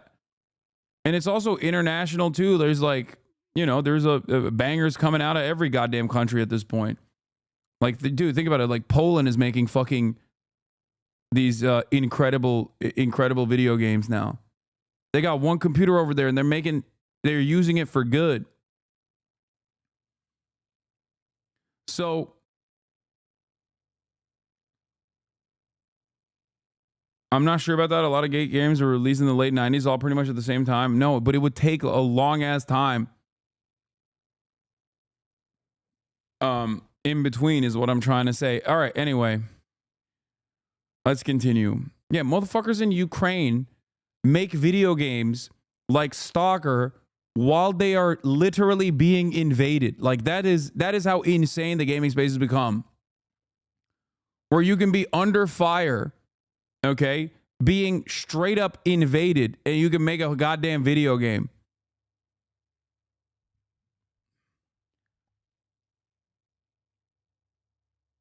Anyway.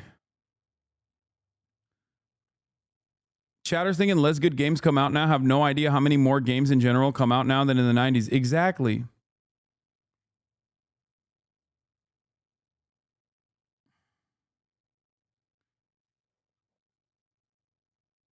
But yeah, let's see what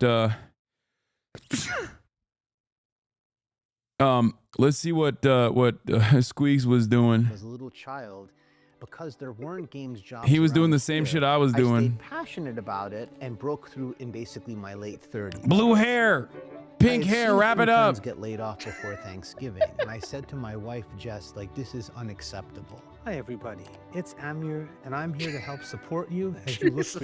I do appreciate Asmongold's chat existing though, honestly, because it at least like improved my video game award experience. You know? It certainly improved my video game awards experience. It was like content, how fucking cancerous it was. But also simultaneously, there were some brief moments where it was hilarious. Like that one guy who said, honestly, W Japan. That was a very earnest moment from at least one Asmongold chatter who just fucking saw all of the awards that like Japanese developers were winning. And he said, honestly, W Japan.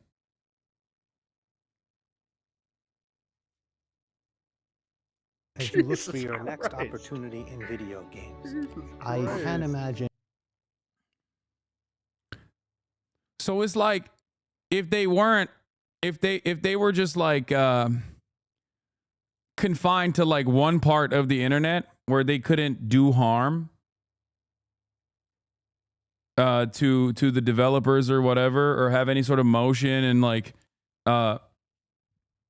put people in the crosshairs of harassment or whatever, it'd be fine. It'd be great if they were quarantined and you could just like look at it from afar like a bunch of zoo animals and laugh. Then that's fine. Back in the day, it was 4chan. They were contained. Now they're all over fucking Twitter. And they're able to monetize the fucking idiocy. It's very frustrating.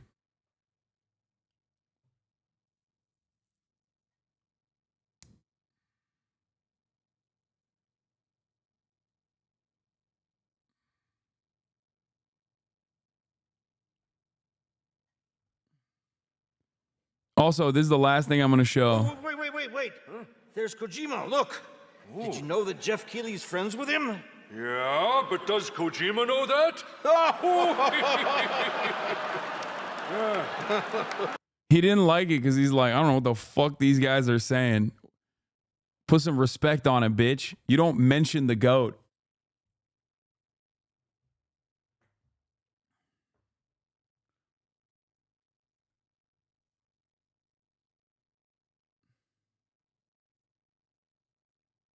I love the clip I saw Emerald talking to Asman saying, you really are the Lich King. When you were suspended, my chat got wild with some strange ass people. They all had nowhere to go.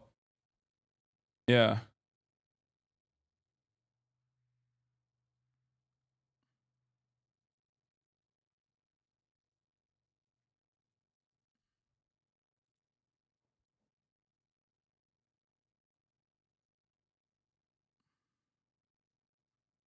they are more famous than he is.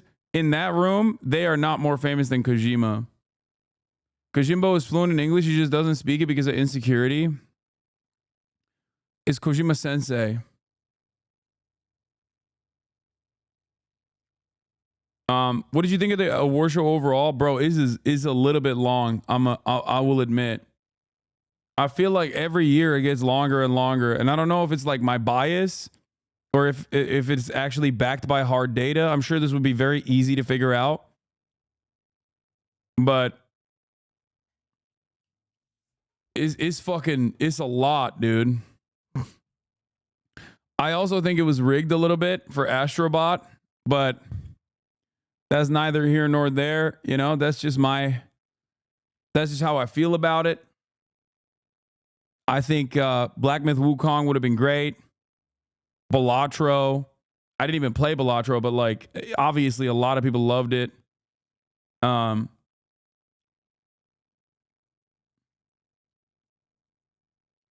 know, it is what it is. We'll do Greta Thunberg on Gaza in a little bit, but let's get to the news. I'm done with the fucking silly gaming space. Let's do some real news now. Even though many of you that white knuckled through this 1 hour and 45-minute segment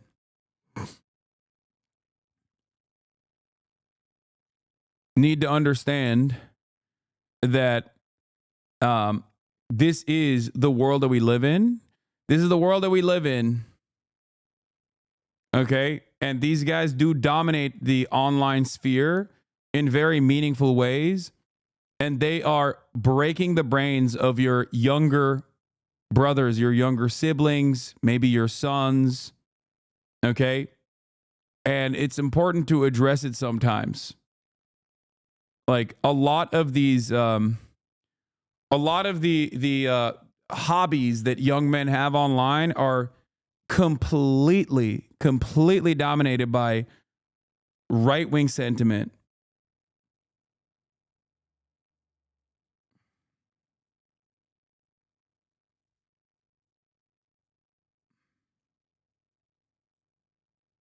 Anyway.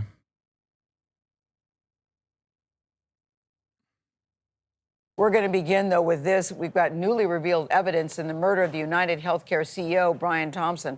Police say they are learning what his accused killer, that would be Luigi Mangione, knew before the day of the attack and what he allegedly did right after that terrible shooting. Lilia Luciano is following this story and has the latest. Investigators say they have discovered evidence suggesting Luigi Mangione knew United Healthcare was hosting its annual investor conference in New York City before the shooting. The NYPD tells CBS News there is no indication that Mangione was ever a client of United Healthcare. Officials believe the company... Wait, you and Kojimbo is 1-to-1? Wait, is this the... Oh, no, it's not a... I fuck with fat bitches. Bitches scrolled out. Ladies, there's no way this is real, man. Shut the fuck up. My goat would never. My goat would never. Okay, we got to move on from the gaming. Y'all are so stupid. That's his Instagram profile pic.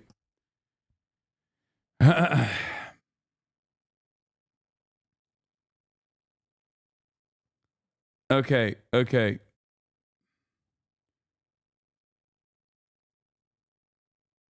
Let's get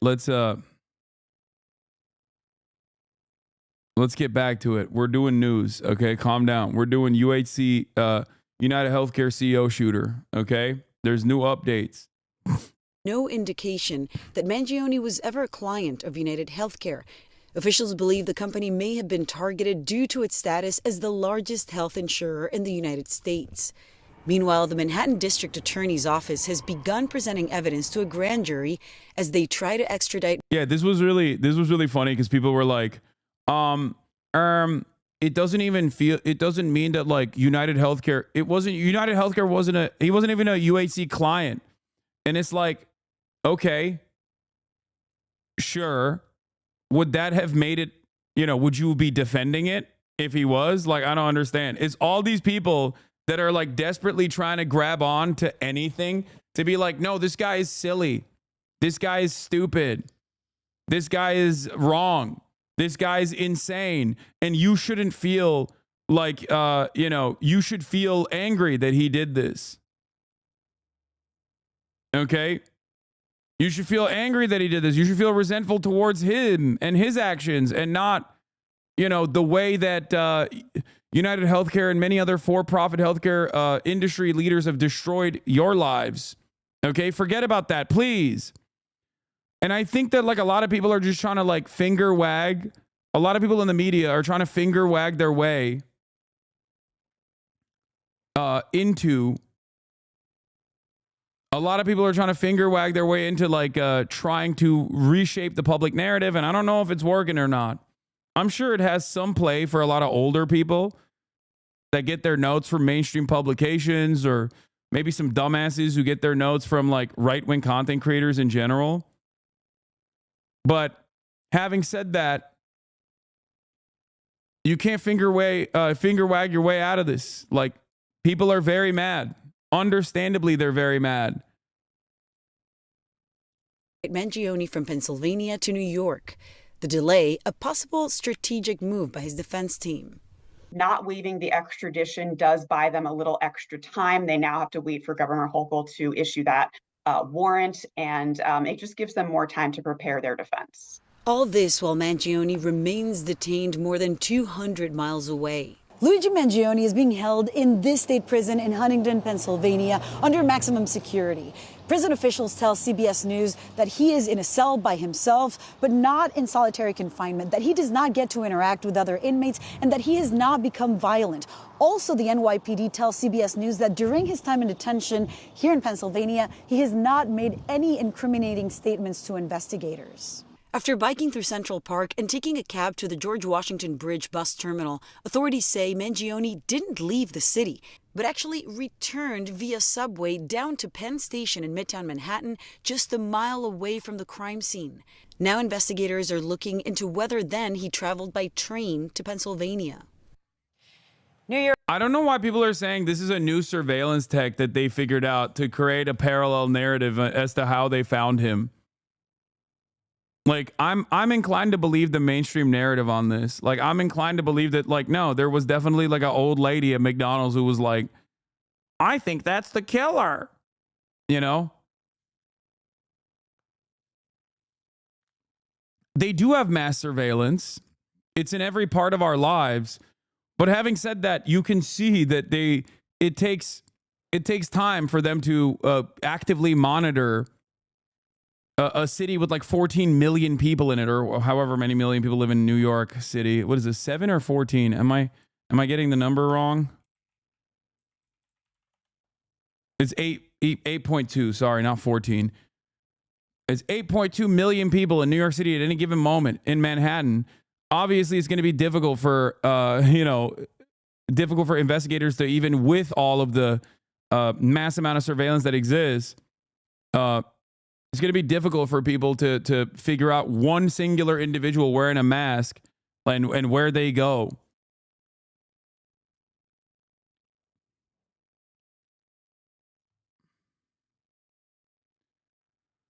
So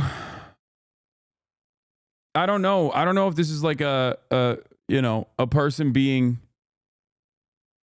I don't know if this is like your McDonald's self-checkout kiosk spying on you or whatever. Hasan is running D for the NYPD. Yeah, that's what I'm doing.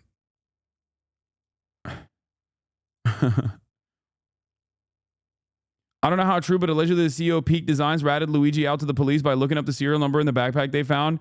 I can see that. They are creating a parallel narrative for the NYPD data. You have not seen the tools NYPD Fusion has, however, not for the arrest.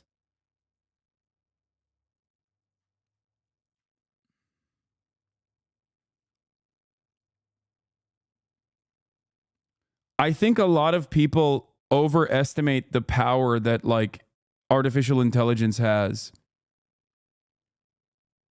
Or maybe they overestimate the power that human beings have.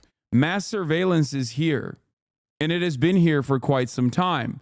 We exist under a surveillance state, but the surveillance state is still operated by human beings, and human beings are not fucking machines. They're not robots. They're not going to be able to like immediately map out the trajectory of a fucking shooter in a city with so many goddamn people in it. Now, not only that, but also artificial intelligence sucks dick, especially when it comes to, especially in instances where you need it to be correct. Okay, artificial intelligence, as it works currently, okay, or AI or machine learning or whatever you want to call it, as it works currently, is only good at being the plausible deniability machine. Okay, it's only good if it's not supposed to work. It's only good for Lavender AI's targeting capabilities. It's only good so you can just say, oh, we handed it off to a machine, and if the machine fucked up, then oops, it is what it is. It's only good if it works. It's only good if it's supposed to be bad, if that makes sense. Just like UnitedHealth that utilized AI to process more denials over claims, like valid claims, at a significantly higher rate than human beings would. You're an expert? No.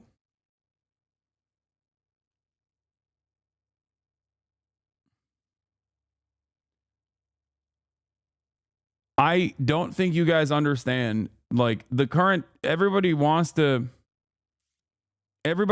feel like these super powerful machines are just they're better than human beings at like tracking, and they're more accurate, not realizing that the data input into it is oftentimes inaccurate, and that causes super basic hallucinations in like even something like ChatGPT.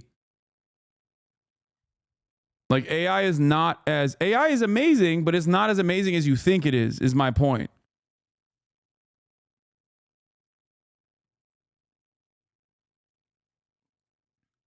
That's it.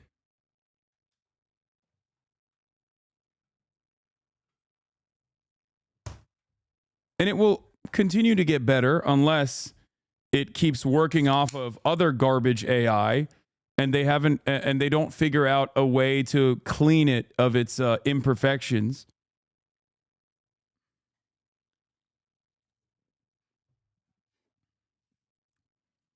But yeah, I think human beings are still on top in this moment, for better or for worse.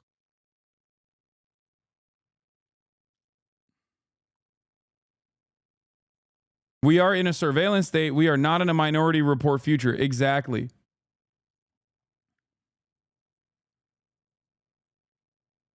That's it.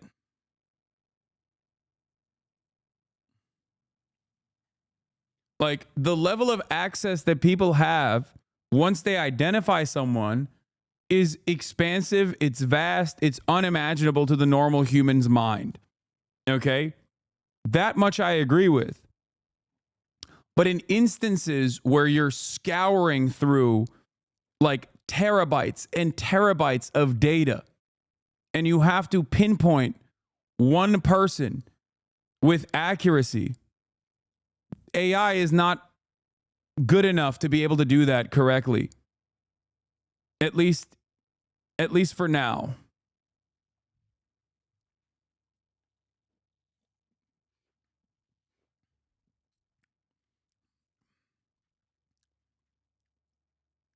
Especially if I think, especially for now, like the failure rating. Bro, I agree with every single one of your takes except AI. You don't understand that it's exponentially growing and will supersede human intelligence most likely by 2029. I'm simply talking about where it's at currently, chatters. That's it. I think people think that like AI facial surveillance recognition technology is like so much better than the way people think it is. At least as it stands. At least for now. LLM, ChatGPT, etc. are inherently flawed and will never be able to reason. They can only imitate reasoning relatively convincingly. We will need a new model before we see anything like sci-fi level AI, genuine artificial intelligence, as opposed to very good chatbot. I think big corps using AI to comb through thousands of resumes to hire people is akin to getting precogged.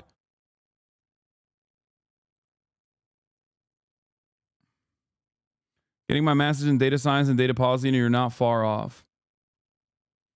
Do you really think the US government isn't working on mass AI surveillance tech? You are unkmaxing. Did I say that? Did I say that the United States government is not working on this technology? Did I say that AI is not already here in terms of surveillance technology? How many times have I talked about this fucking asshole? What do you think he does?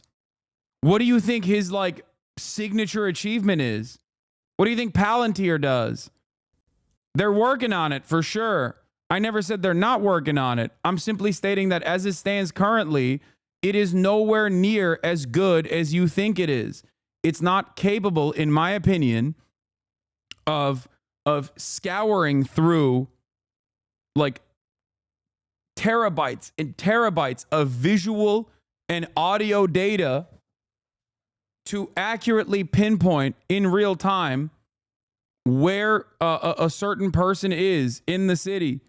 You still have to do old school investigative reporting, or you still have to do that classic like $50,000 reward for a human being that recognizes the shooter, please. Way out of your depth here, dog. Okay.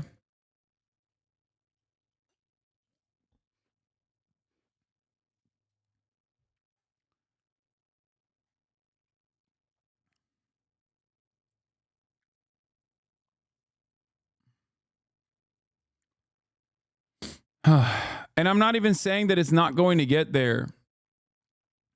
It will.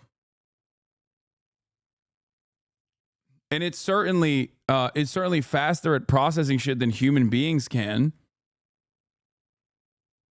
But I think that people who think that this is like Minority Report style, like boop, boop, boop, they immediately tracked the shooter, they found him instantly, and they actually mapped out his movements. And now they're like secretly trying to hide that they have this capability by crafting a parallel narrative. I think that's not correct. You definitely aren't out of your depth. You're basically reflecting exactly what top scientists studying AI are saying.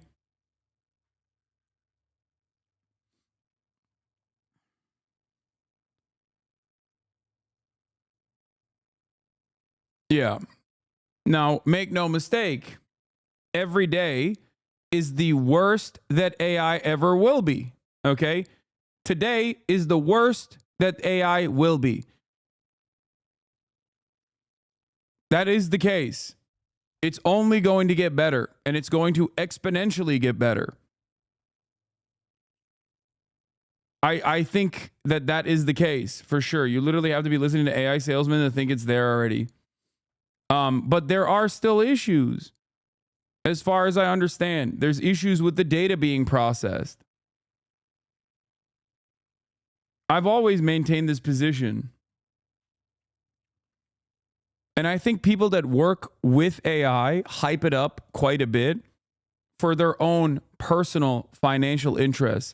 Like they make it seem as though it's already there, it's done, is it going to kill the world? Like what's happening? When in fact, like, no, AI is used as currently to basically cast aside certain subsects of the labor force. That's it. That is the primary purpose of it. And if it's like shittier and shittier output, it doesn't even fucking matter. Because these guys only care about their bottom line. It works only if it's not 100% accurate, and it doesn't matter. It doesn't work when it requires 100% accuracy. Pinpointing a person, pinpointing a needle in a fucking haystack requires basically 100% accuracy, and the AI is not there yet. That's it.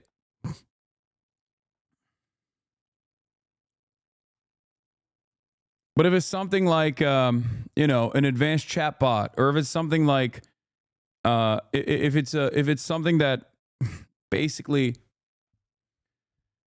can be wrong, and the goal is for it to be wrong anyway, like the AI processing denials at a much faster clip than like human beings, then yeah, AI is great for that. That's what it works for.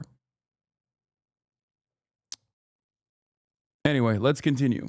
Governor Kathy Hochul has said she expects to see an ironclad indictment soon and is adamant that Mangione, quote, return to face the consequences. Meanwhile, this morning, there's a new op-ed in the New York Times from the CEO of UnitedHealth Group, the parent company of UnitedHealthcare, titled, "The Healthcare System is Flawed, Let's Fix It." In it, he calls Brian Thompson a brilliant, kind man who is working to make healthcare better for everyone. He acknowledged the flaws in the healthcare system, but condemned the vitriol and threats against healthcare employees, saying, quote, while the healthcare system is not perfect, every corner of it is filled with people who try to do their best for those they serve. I mean, one of the issues with the healthcare system is that the flaw may be at the very core of it. How can you have a profit-motivated system on top of something as necessary as people's healthcare? And that's part of the op-ed, that it's he says no one person or no one designed this one system. It's a patchwork. Yeah. And so now it's time to fix it, while not, of course. Yeah, it's fundamentally broken because profit should not exist. That's it. You cannot have inelastic demand and have profit at the same time. You can't be you cannot have the profit motive in a sector that has inelastic demand. And by the way, this is not just for healthcare. This is also for housing as well, just so you understand. This is my attitude. I have to make this very clear. That's it. So the notion that it's like, oh, it's imperfect, but we're trying our very best is silly. Okay?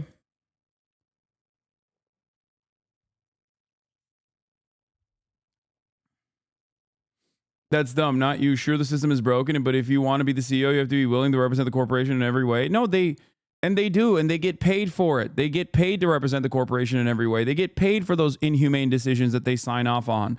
So no, I think it's fucking ridiculous when people go, oh, what the fuck? This is just a normal human being, just like you, just like me. Like, I have a lot of charity for the average person who's just simply trying to exist. I have a lot of charity for the average person that's working in this corporation because, like, everyone is working ultimately, given the way that capitalism works, every single person is contributing to this fucking death machine. I work technically under an Amazon subsidiary, okay? That's it. I am a contracted 1099 employee of one of the most brutal killing machines out there, Amazon. Okay? When virtually every single person is working for the brutal killing machine, then yeah, technically no one is. Okay? Having said that, however, and I have to repeat this position, like, I don't think adventurism is the solution here. Okay? I don't think that, like, a direct violence against CEOs is going to solve this problem. I don't think so at all. But I think it's important to examine where this frustration is coming from. What leads someone to take this act? Okay?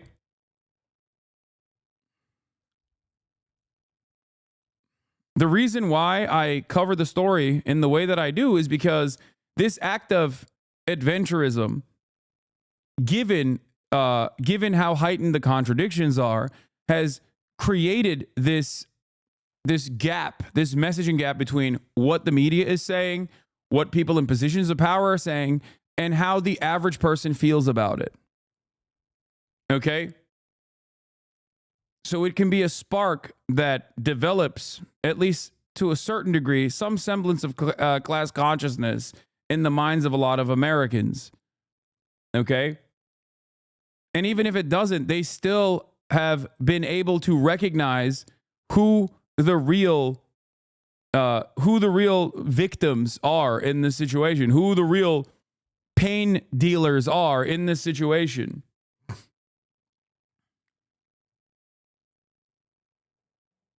It's not. You get paid blood money. I guarantee these dorks are the same dorks that want to invade Mexico to stop cartels. You got your own vultures feasting on Americans. You just legalized it.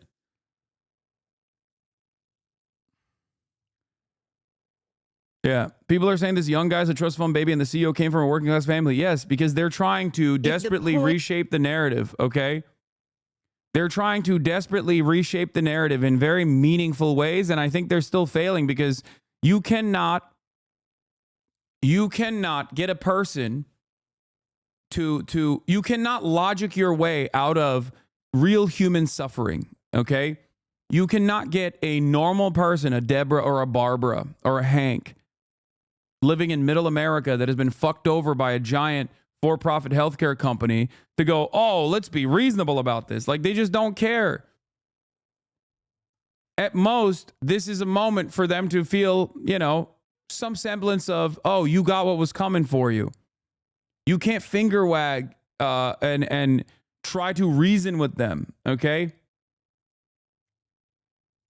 You can't just be like, oh, you feel good about this? Well, fuck you. You're a bad guy.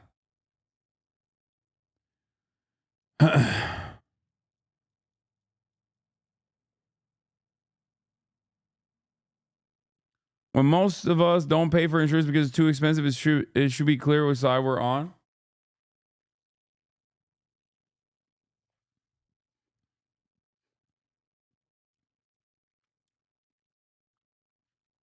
Dog, how can you honestly say that violence is not effective when we've seen more progress in the past week than we have since the Affordable Care Act? It's like how you say Israel has shown it only responds to violence. They've literally shown that, dude. I don't think you understand this, okay? Appalachian Soviet. First and foremost, okay? This act of violence may have this act of violence in a vacuum would be completely meaningless. Okay, it's actually the public response to this act of violence that, in my opinion, has created a lot of fear, at the very least in C-suite executives, all in a variety of different sectors. Okay, do you get it? I'm not saying that it has not been impactful. I'm simply stating that you have to recognize where that impact is.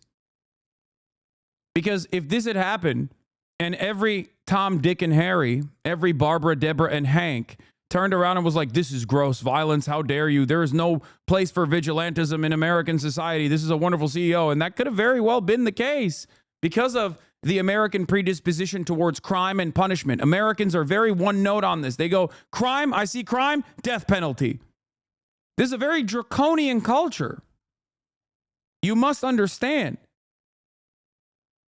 I still was very shocked to see the groundswell of support for Luigi Mangione even before they knew who he was, even before they knew what he looked like.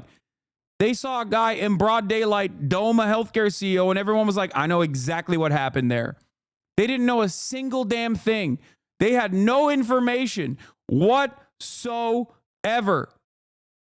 And they immediately were like, I know what happened. How could people be so united?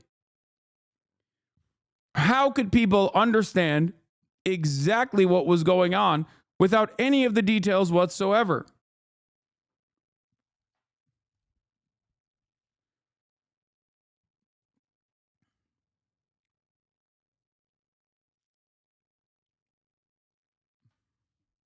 It's because American healthcare is so expansive, so ruthless, so brutal.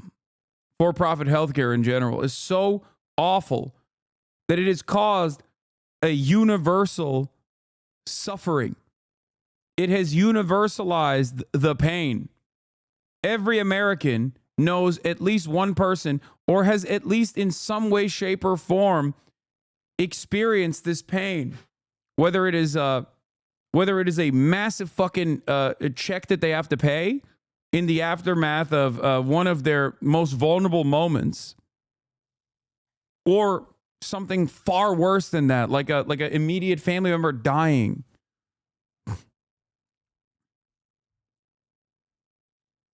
That's it.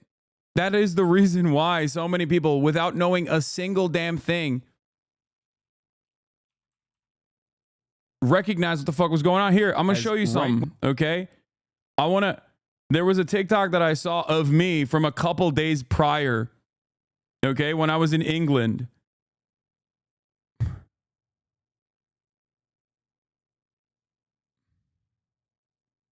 This morning, a frantic manhunt for the man authorities spotted on this survey. So this dude, big homie over here, okay, Mr. CEO, walking up to his hotel. Oh, this one got like a million views. Having a dude, but this isn't the one. Hold on.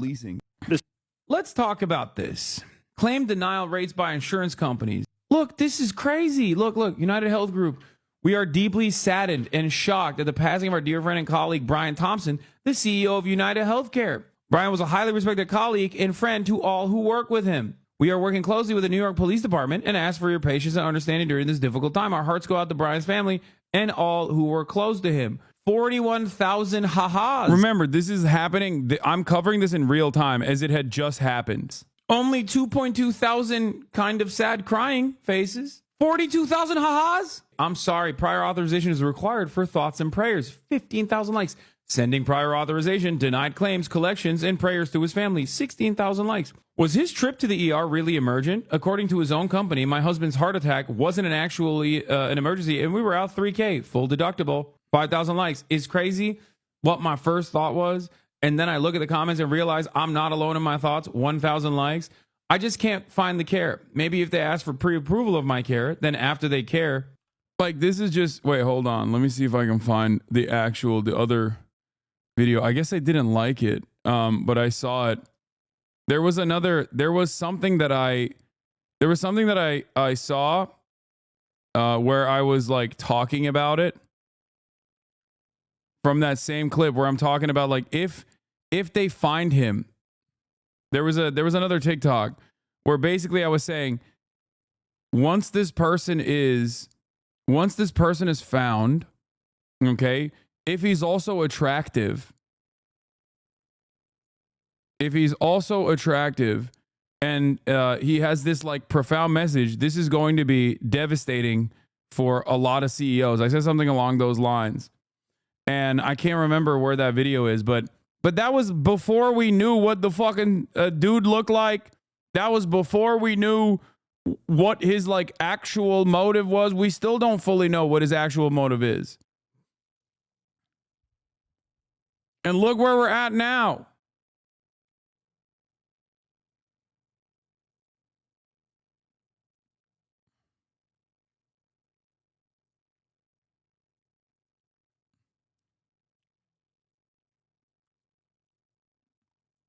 The reason why I'm remembering that is because I saw it and I thought I liked it and reposted it, but I guess I didn't. And it's what do you call it?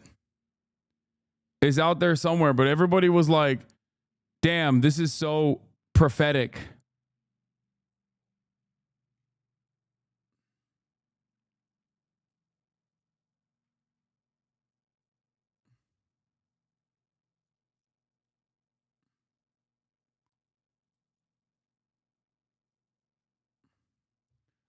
It got deleted? No, I doubt it. Anyway, it doesn't matter. It's from my coverage. It's not, and this isn't for the self-glaze.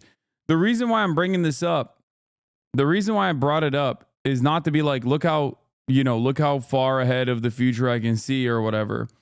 The reason why I'm saying that is because like, I'm not a particularly intelligent person. I don't have the gift of foresight. Okay? I simply understood at that moment what everybody else understood, which is that this was a universal experience that people had, and even if they didn't know what he looked like, or even if they didn't know who this person was, they immediately were like, I have been there. I have felt that anger and that frustration. And you cannot write that out. You cannot turn around and simply finger wag away the way people feel. You know? Exactly. It doesn't take a weatherman to look outside and see the weather.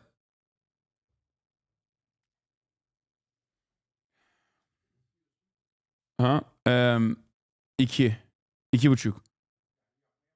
Yo, 2.5'dan yaparsan yerim. 3 gibi işte. Oh, you found it here. Overnight, the shooter seen here about 20 minutes before the shooting. They're looking for a male about 5 feet. Oh, this is the one, height, yeah. Cream color. Yo, by the way, like, don't get mad at me. I don't want to be like inappropriate here, but he looks kind of fucking hot, dude. I cannot be the only person who immediately went, wow. Clearly, this guy has interesting style and also is kind of attractive. Which is part of the reason why I thought if they catch him and he gets his message out and he's fucking hot, it's going to be a far more consequential problem. They should let him go. Honestly, I'm not even joking when I say this. They should let him go, because if they catch him and they arrest him and then he gets to talk and says, this is why I did it, it's going to be a Shinzo Abe situation. Fuck it. It already has become a Shinzo Abe situation. And that's actually the truly interesting part about this story. Now,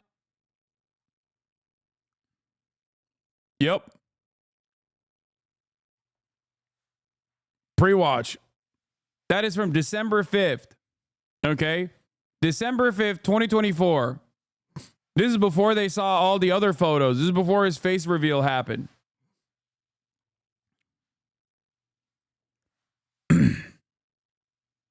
That was as it was happening. Yeah, no, this is before the face reveal. For those of you who don't understand the Shinzo Abe comparison, okay? Shinzo Abe was assassinated. And once Japanese society understood what the motivations of the assassin were, they were like, oh, we agree with him. It was a real propaganda of the deed moment.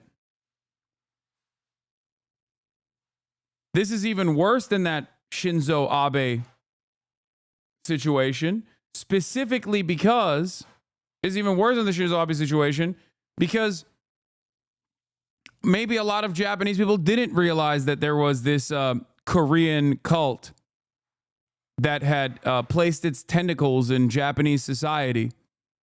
But they found out afterwards. And when they did, they were like, I don't like this. But virtually every single American has been fucked over by healthcare. Okay? In this circumstance, you didn't even need to know his motivations to recognize what it is. Because people have a direct experience with this. They have a direct experience being wronged. And it's more consequential than being wronged, like that Ben Shapiro commentator said, being wronged by your barista, fucking up your order. When you're wronged by your for-profit healthcare company, you're wronged in a really meaningful way. In the best possible outcome, you're still tasked with paying a massive medical bill. In the worst possible outcome, you have an immediate family member who dies. Okay? So all of these guys that turn around and try to tell people like you shouldn't feel some type of way about this, you're not going to be able to write articles that convince enough people, I think.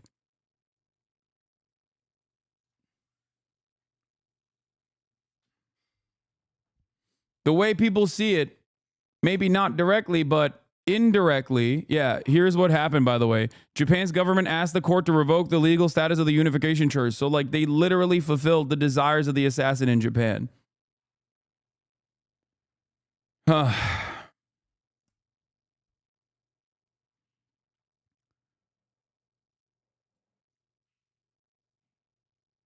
Anyway.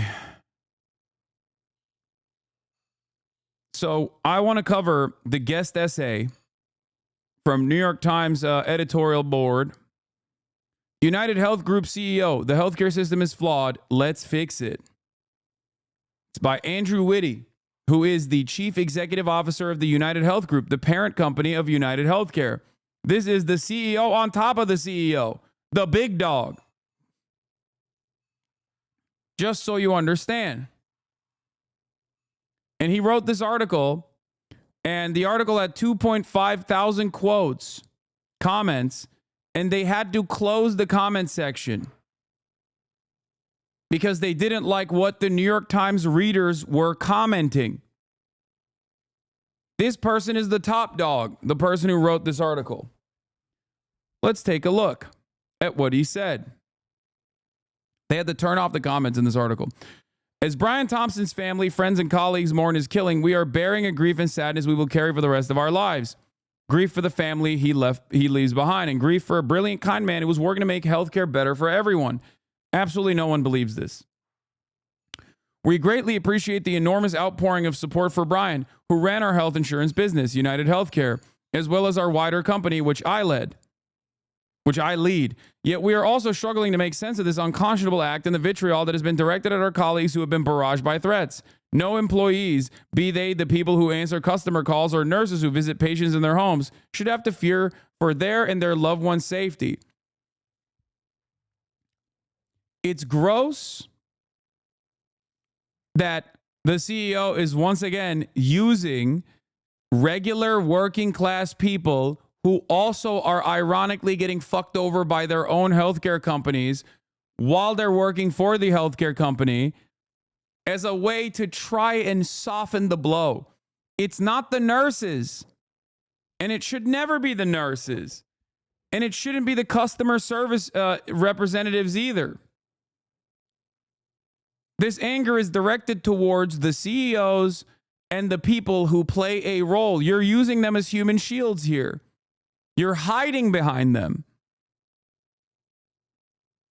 We know that the health system does not work as well as it should, and we understand people's frustrations with it. I want to look up how much UnitedHealthcare has spent on lobbying. Just real quick. Lobbying expenditure. I wonder if this is like something easy to find.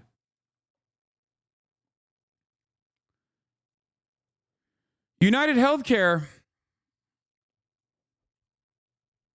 has spent $5.8 million on total lobbying expenditures in 2024. Well. So we do know why the health system does not work as well as it should. And we understand people's frustrations with it. That rings a little hollow when you think about this. This is the direct money that UnitedHealthcare alone has spent on lobbying alone. These are direct funds. This does not factor in the conferences, the wheeling and dealing. Okay? This does not factor in other healthcare, for-profit healthcare groups that also play a significant role. This does not factor in industry-specific lobbying groups. This is just UnitedHealthcare just for 2024, this past election cycle. Please understand, the number across the board, industry-wide, is significantly higher. Okay? Let's take a look at healthcare lobbying in general. When you look at the sector profile for health, it goes up to $562,332,190.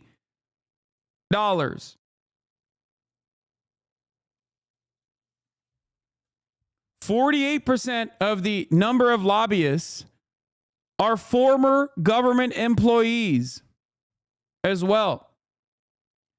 Once again, this still does not factor in.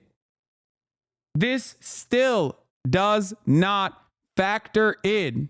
This $500 million does not factor in all of the issues. Okay? This does not factor in how much money they're spending on top of this. This doesn't factor in the ad spend.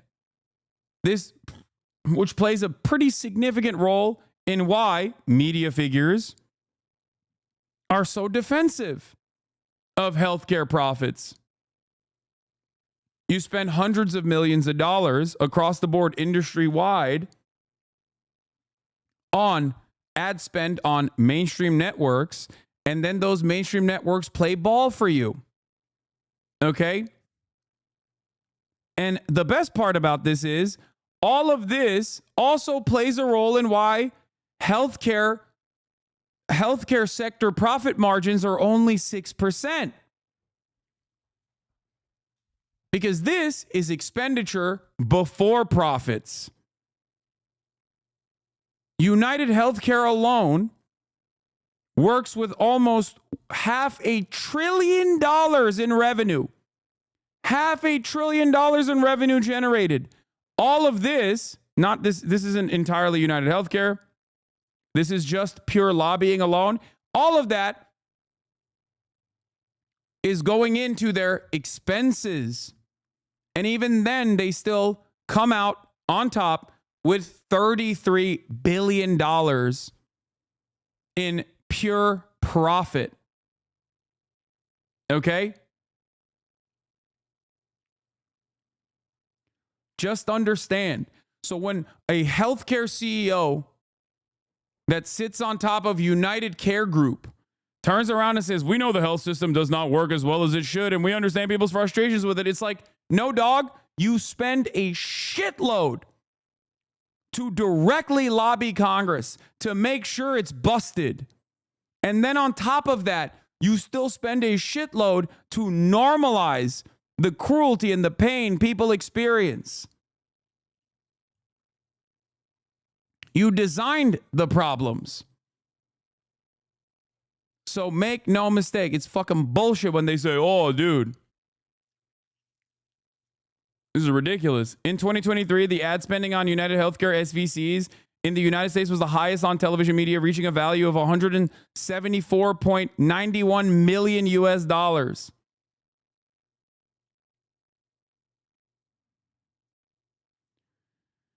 No one would design a system like the one we have, and no one did. It's a patchwork built over decades. Our mission is to help make it work better. No, it's not. We are willing to partner with anyone, as we always have, healthcare providers, employers, patients, pharmaceutical companies, governments, and others, to find ways to deliver high-quality care and lower costs. Clearly, we are not there yet. We understand and share the desire to build a healthcare system that works better for everyone. That is the purpose of our organization. Healthcare is both intensely personal and very complicated, and the reasons behind coverage decisions are not well understood. We share some of the responsibility for that. Yeah, dude. It's the lack of transparency. Yeah, no. You don't understand. There are good reasons for why we deny coverage. You're using too much healthcare, which, by the way, we're not even providing. Nurses, doctors, hospitals are providing the care. We simply are the shitty middleman that makes money off of making the process more costly. And the way we make money, by denying you the actual coverage that you paid for. That is the purpose. This is a parasitic force. They are fucking leeches. Just so you understand, their entire profit comes from getting your money in the form of premiums, okay, and creating this unnecessarily complex middleman, only to then turn around and not pay for the full coverage. Their whole reason for existence is profit. And as a reason for existence, the way that they generate that profit is by getting money from you and then doing everything in their power to not pay the entire medical bill. That's how they make money. Just so you understand. Together with employers, governments, and others who pay for care, we need to improve how we explain what insurance covers and how decisions are made. Behind each decision lies a comprehensive and continually updated body of clinical evidence focused on achieving the best health outcomes and ensuring patient safety. Yeah. That's why whenever there's no insurance industry, no for-profit insurance that plays this like incredibly expensive middle manager role, specifically for the purpose of, generating profits for some of the wealthiest people in society, everybody dies. Famously, in all other comparable OECD nations, people are just dying left and right. They have no safety for their patients. Why? Because the insurance sector doesn't exist or is not as fucking robust as it is in the United States of America. Except, no, that's not the case. But they will never tell you that.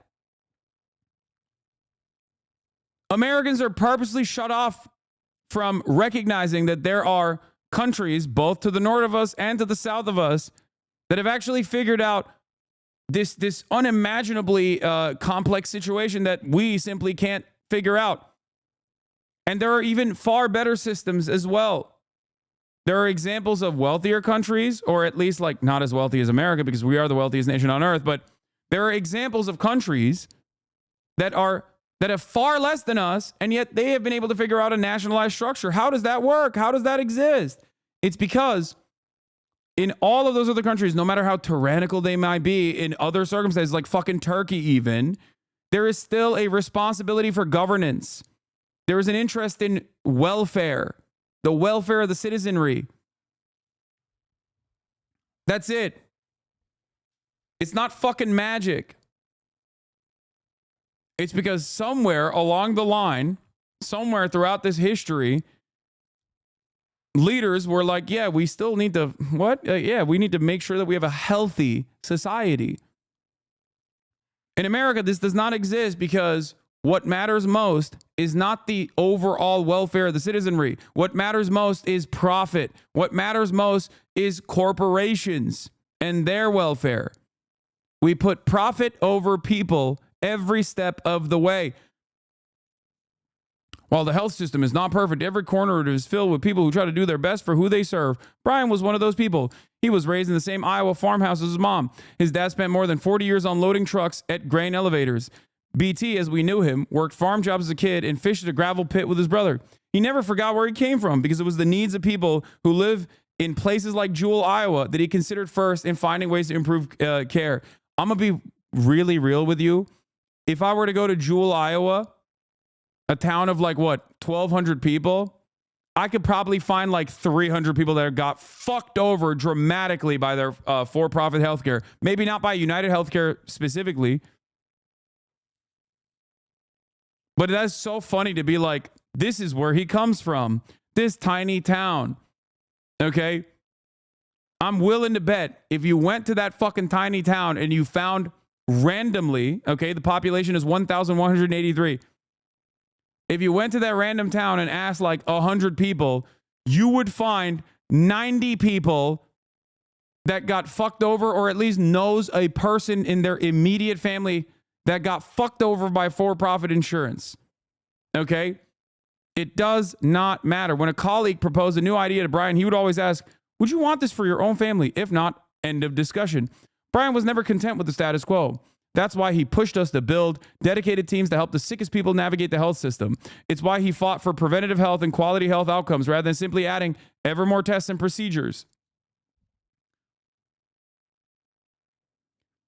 He believed decisions about healthcare should start with the individual and champion plans in which consumers could see costs and coverage options up front so they could decide what's best for themselves and their families. The ideas he advocated for were aimed at making healthcare more affordable, more transparent, more intuitive, more compassionate, and more human.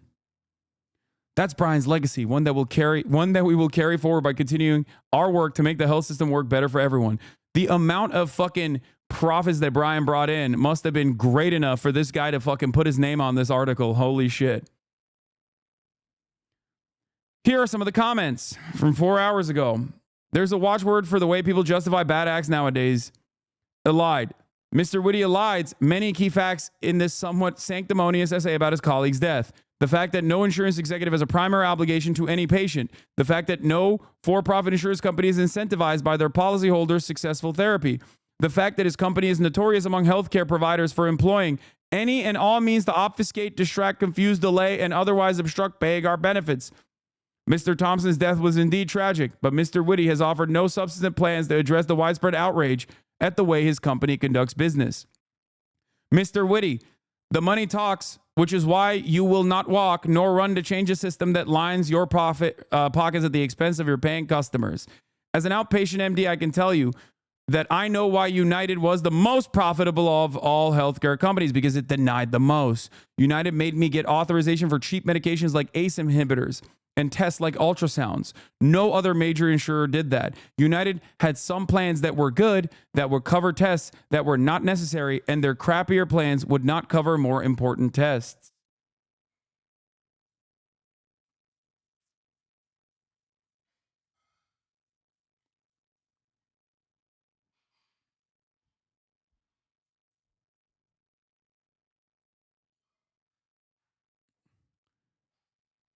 This is a self-serving essay that does nothing to address the real issues of healthcare. This is not YouTube commenters.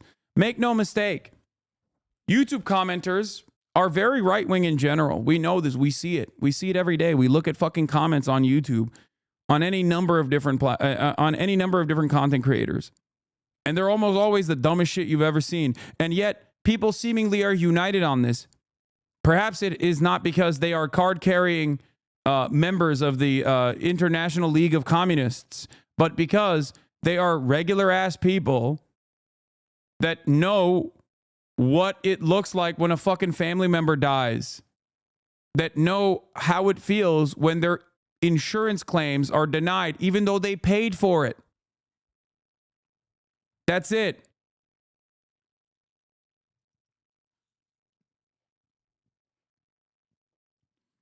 These are the people that pay for the New York Times. These are the people that are most susceptible to this kind of propaganda. And yet, it is not working on them. These are people who, on average, have higher income than the steel mill worker that's living in the middle of America. And yet, even they are cognizant of where the pain actually resides.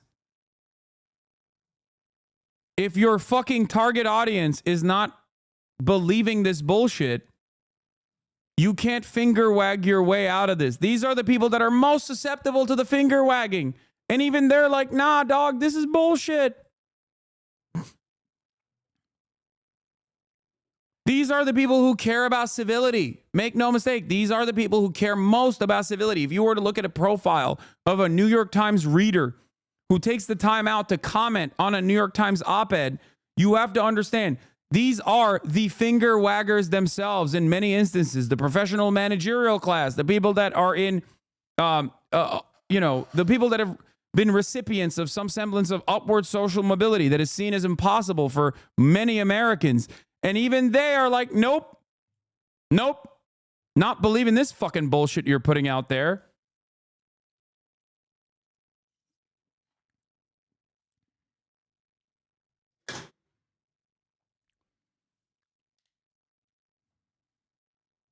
This is a self-serving essay that does nothing to address the real issues of healthcare in this nation and seeks to justify the financial waste incurred by health insurance companies while their goals are bottom line profits for the shareholders. Like, you can tell these people love capitalism. You can tell these people have benefited from capitalism. You could tell that these people want to defend capitalism.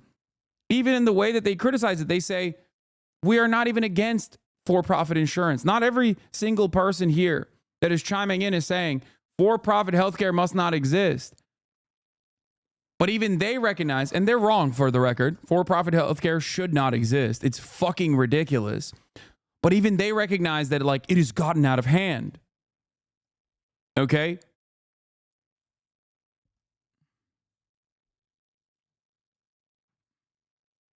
My sister died because of insurance. She battled cancer for a year and they wouldn't cover this scan. A year later, they scanned her in the ER for 4 brain tumors and it was far too late. So many people have a story like Leonora.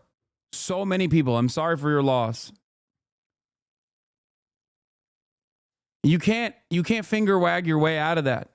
Okay? You just can't. It's fucking crazy.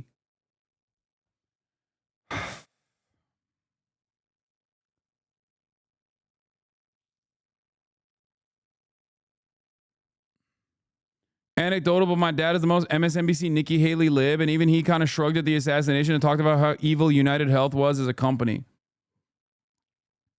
I spent decades dealing with insurance providers trying to get authorization for patients' procedures, payment for services rendered, and explaining why their denials were bogus. The answer to our healthcare ills does not lie in the continued propping up of a system that does not provide quality and is inefficient. We spent too much for too little, and companies like United are part of the problem, not the solution.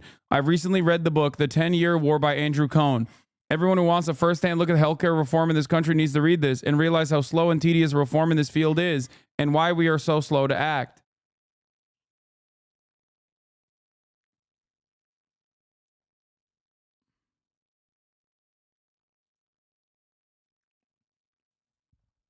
We live in the wealthiest nation on earth.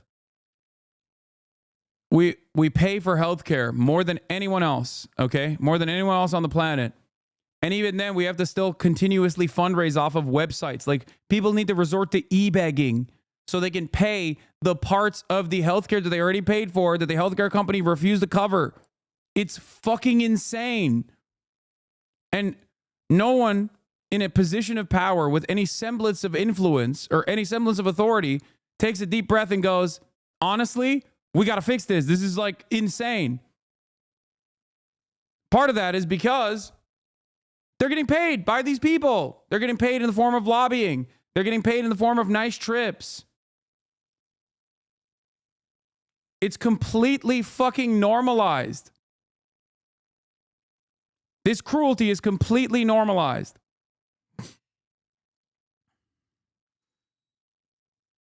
How did Brian justify taking $10 million a year for himself when a small portion of that money could have saved so many? I've met too many people smarter than me who earn less and dumber than me who earn more to believe that pay is purely related to merit. It's wrong the government killed the CEO. It's also wrong that the CEO hoarded personal wealth while he let others die.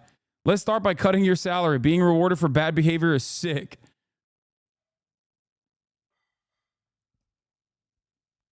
Just going to leave this here. In my brief time inside a giant law firm, I saw the inner workings of major insurance like UHC, including actions that unequivocally cause the suffering of seriously ill policyholders and intentionally deny coverage for medically necessary care. I also saw good people, including my colleagues, defend the indefensible and become true believers in the value of their work and that of their healthcare industry clients. And those utilization management medical decisions, when not being auto-denied with AI, decisions are largely made by unqualified and barely licensed medical, in air quotes, professionals. Insurance departments are where the disciplined fired and otherwise unemployable go to finish their careers. policies in general are often based on outdated literature and guidelines. Spectator, thank you for the 25 get this subs. Which insurance know very few patients have the time or expertise to challenge. This is, in many instances, a way, like the legal hurdles that you place upon the average American, the average person that doesn't have the money to be able to go into this legal battle or whatever, like that is a way to deny their coverage. Like that's the way that these guys make money. Because they know most people they don't have time to go after their insurance claims, and they make the claim adjustment or the reclamation process costly and troublesome on purpose. And it doesn't end there. When I was a kid, my sister passed away from a rare genetic factor in leukemia. She had 2 successful bone marrow transplants, but her body at 13 couldn't continue to fight. We were destroyed, but then got a medical bill of over $1 million for procedures that insurance wouldn't pay. My dad and stepmom had to file medical bankruptcy twice. My family fell apart after that, and I don't talk to my father much after I left high school. It really destroyed a lot of my life. Everyone has a story like this. Virtually everyone has a story like this. It doesn't have to be exactly the same. So yeah, that's the reason why people are fucking mad. That's the reason why people don't give a shit that a CEO got killed. Of course. This is why I describe the concept of social murder. The invisible murder that systems subjugate people to. The invisible murder that is done at the behest of the profit motive. It's normalized, it's systematized, it's streamlined. It's invisible. It's supposed to be that way. But it's not supposed to be that way. And especially when it happens to you. Especially when it happens to a loved one. You see that pain. So it's no longer invisible. But it's so apparent that even the least educated, even the most ignorant person in society still recognizes who is responsible for it. And no amount of deflection and no amount of, well, think about how your fellow neighbors are actually the ones responsible for your anger and your resentment. Focus on trans people. Focus on undocumented immigrants. Like, focus on something else. Please, not us. Is going to change that reality. You can clutch your pearls about the ways in which people have received this information, but it won't change the reality.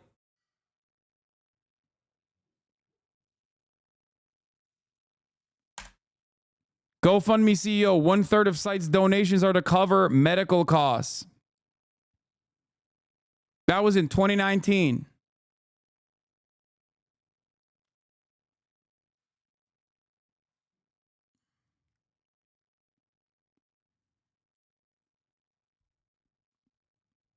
And it's so apparent that it's not working that even right-wingers who normally are very good at deflecting the attention away from the real vectors of pain, that are normally so good at making you hate your neighbor instead, even they are falling apart. Even they are completely incapable of making their audiences not be angry at the right people for once. Okay?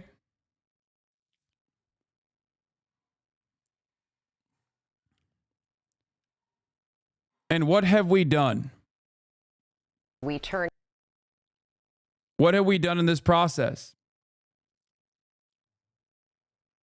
Instead of addressing the problems, those in positions of power are either too predisposed with finger wagging at those who don't feel like Brian Thompson was a victim because they feel like they themselves are victims of for-profit healthcare. And also on top of that, now they're looking at your posts, they're looking at your anger, and they're moving to apprehend those to make a point. They're moving to apprehend those who say something in anger to make a point. If you're angry, you still have to shut the fuck up. You can't say a single damn thing. And that brings me to this story. In the state of Florida, where another person who is not a card-carrying communist, but a simple mother and a wife, Brianna Boston, 42-year-old mother of three, was arrested for making threats to Blue Cross Blue Shield over a rejected medical claim. The threats were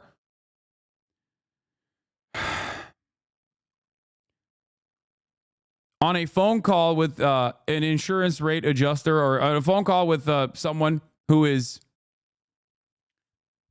telling them why the claims that should be covered because she paid for it were denied. She allegedly quoted Mangione saying, "Delay, deny, depose, you people are next." Now she's facing up to 15 years in prison.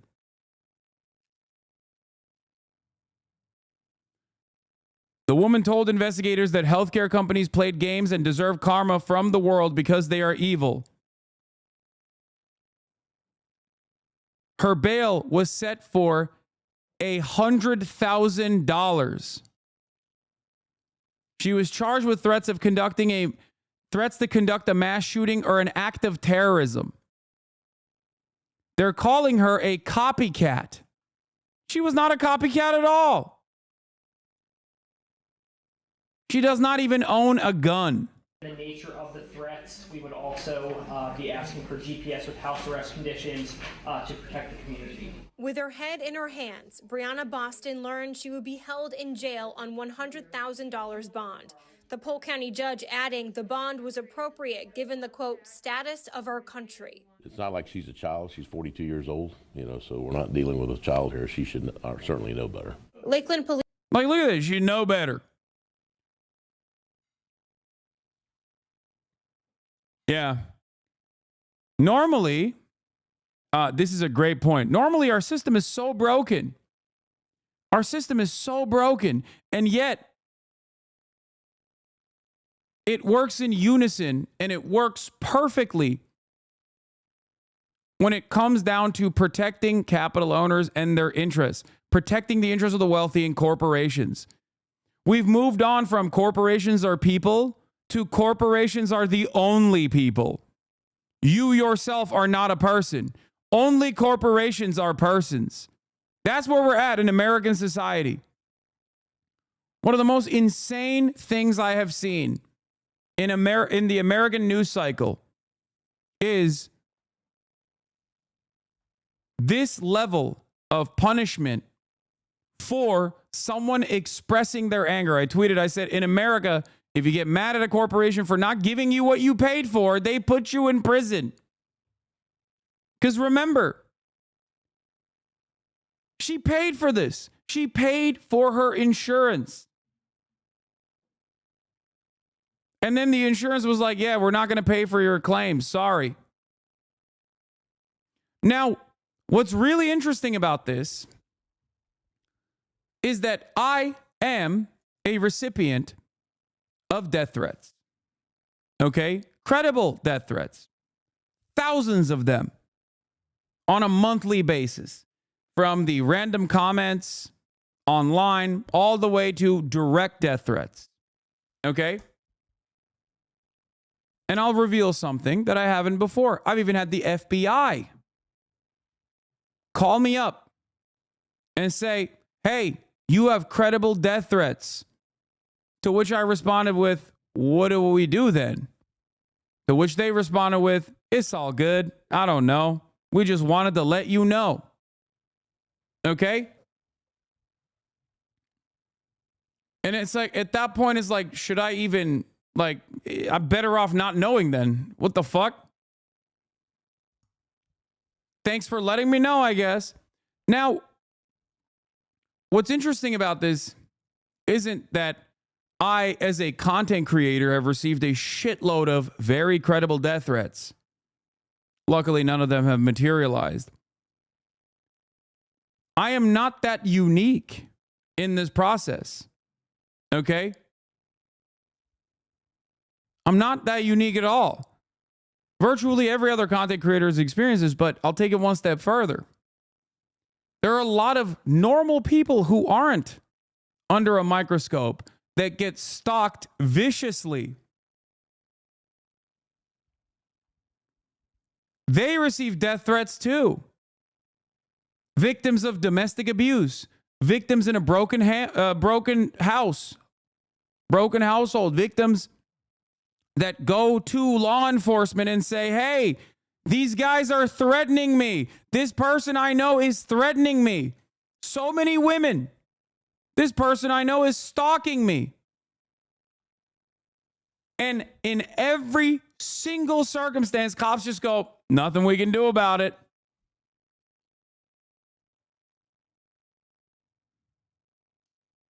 But lo and behold, you have a situation where a corporation feels threatened, and all of a sudden, we have to dish out punishments instantly to a mother of 3 who does not own a gun. How does this not make your blood boil? You think she is a card-carrying commie? You think she's an anarchist?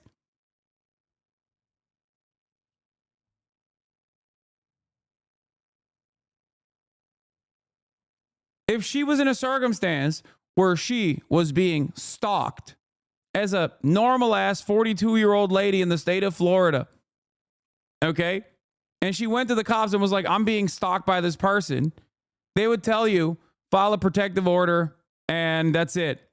I just want to let you know, it's not like this, special bubble that protects you. It just means that the court files it. So therefore, if something happens, we know who was most likely responsible for it.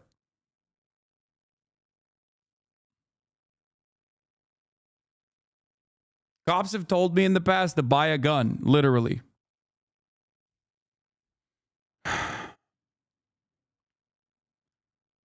So just understand that.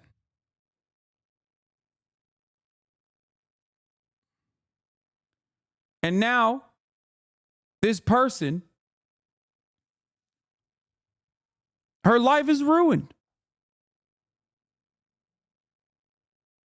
It is crazy how apparent the contradictions are. It is crazy how obvious it is that the sole responsibility of the police is not to protect and serve the interests of the citizenry, but it is to protect and serve the interests of for-profit corporations. There is no clearer indication of that reality than this right here, this story. Police Chief Sam Taylor says his department was contacted by the FBI Tuesday. Authorities say in a recorded phone call about a denied insurance claim, Boston told a Blue Cross Blue Shield employee, quote, delay, deny, depose. You people are next, end quote. The language matches the words police say were written on the shell casings found at the UnitedHealth CEO's murder scene in New York City. We will take this very seriously and we will put you in jail if you do something like this. It is not a joke. According to Boston's affidavit, the mother of three told police she did not own firearms and was not a danger to anyone. Yeah, also the fact that the media is deliberately calling the story an alleged threat to Blue Shield is insane. An alleged threat to Blue Cross Blue Shield. They didn't just destroy her life, they destroyed her family, her whole family's life, yes. The arrest of a frustrated middle-class mom is a real shot across the bow from the ruling class. Ryan Grimm says, also, this mom never said she herself was going to attack an insurance executive. She said that if they continue treating people like this, somebody will, which is just her prediction, not a threat. It's similar to what Warren said, that you can only beat people down for so long. It's not a threat, it's just a fact.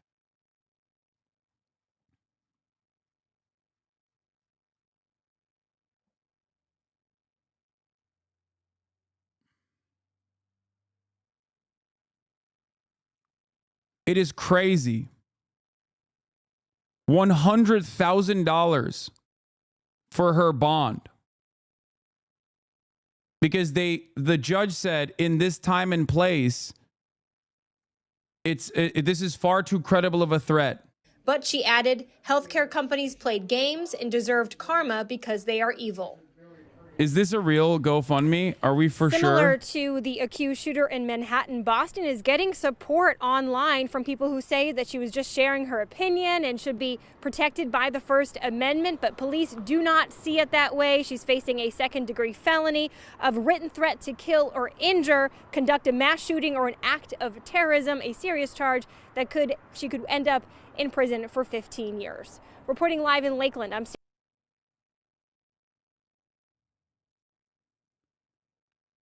Is this actually real? It's already raised $25,000. I don't know if this is a real GoFundMe or not. I have no way of figuring out this is real. It's like the organizer from Milwaukee.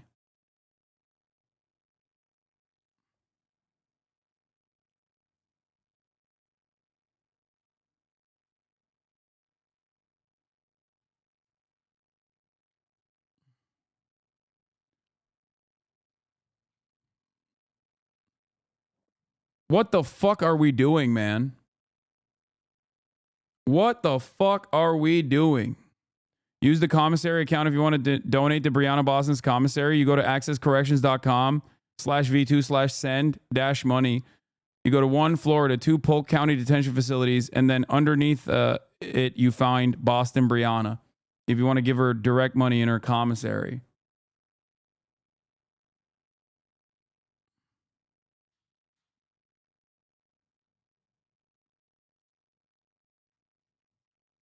Innocent mother of 3, Breonna Boston, has been released. No crimes, no weapons, no threat. Kind bail bond senders, thank you. Ignore all GoFundMe links unless confirmed.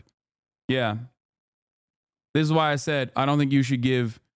I don't think you should like spam links without getting proper prior authorization. But yeah, so she has been released. She was released today. Annem.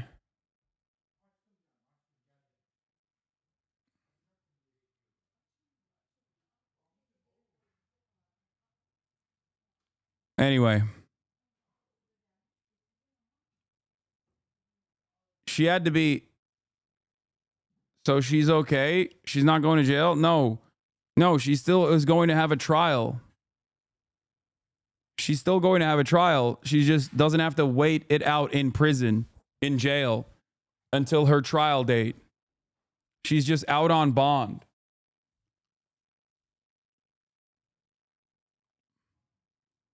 This will forever be on her record, though.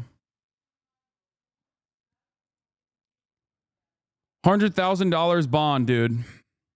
This is what the judge said. Based on Boston statements, investigators said they believe she meant to threaten the insurance company by using the UnitedHealth CEO's homicide to her advantage. Boston was charged with threats to conduct a mass shooting or an act of terrorism. My client is 42, married, mother of 3, never had any criminal charges or convictions. May you release her on her own recognizance, her attorney Jim Headley said to a judge during her first appearance in court. However, the judge set her bond at $100,000, stating, I do find that the bond of $100,000 is appropriate, considering the status of our country at this point. This evening, a Lakeland woman is behind bars accused of making threats to an insurance company over the phone. The FBI says 42-year-old Brianna Boston used the phrase delay, deny, and depose in an outburst while speaking with a Blue Cross Blue Shield agent. Yeah, this is similar to the phrase police found on evidence. Luigi Mangione, copycat, arrested over insurance threat. Dude, the media machine is firing on all cylinders. To those who may not be tuned in to my broadcasts with regular frequency, to those who normally see me as a threat, to those who don't normally agree with me, okay? Listen to my words. If you see your favorite right-wing content creator basically channeling this exact same attitude that the mainstream media is firing off on all cylinders to normalize the violence that you experience on a daily basis from for-profit insurance companies, to tell you that it's wrong that you feel angry and resentful and spiteful towards those in positions of power that have fucked over your lives. Remember where their bread is being buttered. They are doing the exact same thing that CNN is doing, that Newsweek is doing, that the New York Times is doing. This is my message to all the Ben Shapiro fans. If you find it strange that Ben Shapiro has sided with the insurance CEOs and is actively trying to tell you, like, oh, you shouldn't be angry and resentful, they do not care about you. They care about defending the system, and that system is fucking you over. Okay? Yeah, Michaela Oakland says, I've gotten so many rape and death threats on this website and even went to the police about particularly serious ones years ago, and they said there was nothing they could do about threats. Are threats only illegal if they're directed at corporations? Yeah. Yeah. Only when it's a threat directed at a corporation is it actionable.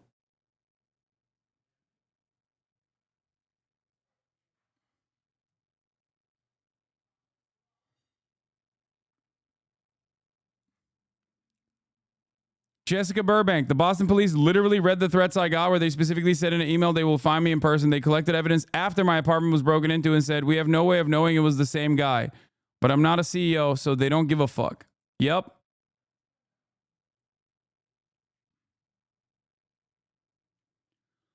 Huh.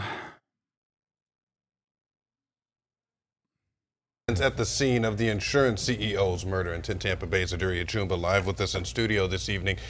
Tell us what we've learned so far. So those words found last week on the bullet casing in Brian Thompson's murder, and they're considered very serious. Now, tonight, Brianna Boston is learning a hard lesson after investigators say she used those very exact words during a phone call. Now, according to an affidavit from Lake... Yeah, she learned a lesson, all right. It is that the police will only protect corporations. They have no care or consideration for average people who have been fucked over. Even if they themselves have, at a certain point, been victim to the same structures that have harmed them as well, or their immediate family members. Because it's not like cops are not getting fucked over by insurance. Of course they are. Every single person is. Even rich people are.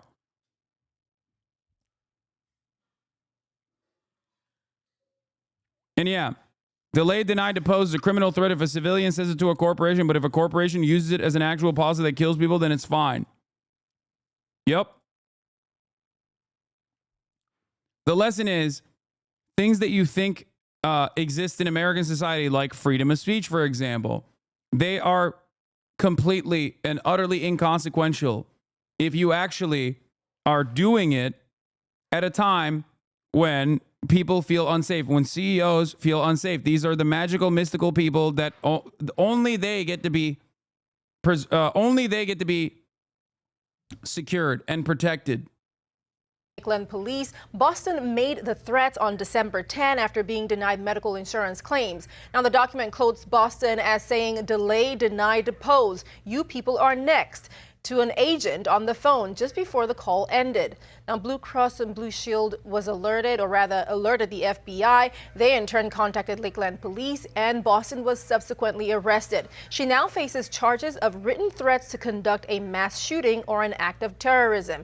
Now, in court today, the state requested elevated bond and very strict pretrial release conditions. Boston's attorney said the words from the mom of three with no prior convictions should not be taken seriously, as she doesn't own or have access to firearms. But the judge was not lenient. There is probable cause for the charge. The charge is written threat to kill or injure, conduct a mass shooting, or an act of terrorism. That's a second-degree felony, punished by 15 years in Florida State Prison. I do find that the bond of $100,000 is appropriate, considering the status of our country at this point. This is crazy because this literally is like North Korea shit, or at least like how Americans imagine North Korea is like. But when it's happening to us, we still have this like weird sense of American exceptionalism that kicks in, where you're like, nah. This is it. What the fuck do you think is going on? While Boston may not have access to weapons, there are concerns about online rhetoric and copycats targeting other healthcare CEOs and business leaders. Now, here's what NYPD's Deputy Commissioner of Intelligence and Counterterrorism said about the issue, and it's a sentiment shared by law enforcement leaders. There are also posters that we've seen. Yeah, no, they are doing this to make an example out of her so that you hear that and you shut the fuck up next time you're angry. Okay? That's it. That's literally the only reason that she got clapped here, okay? That's it. They're using her to make an example out of her. Die quietly. That's what they want you to do.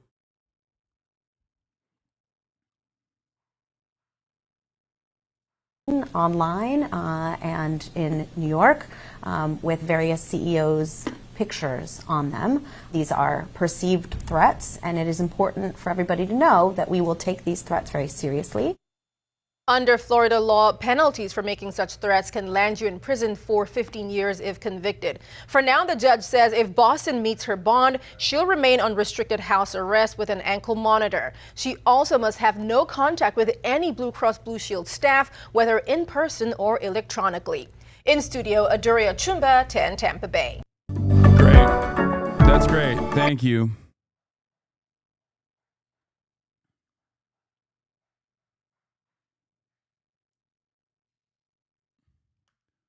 Like, you literally cannot say, this is the reason why people are fucking angry at you.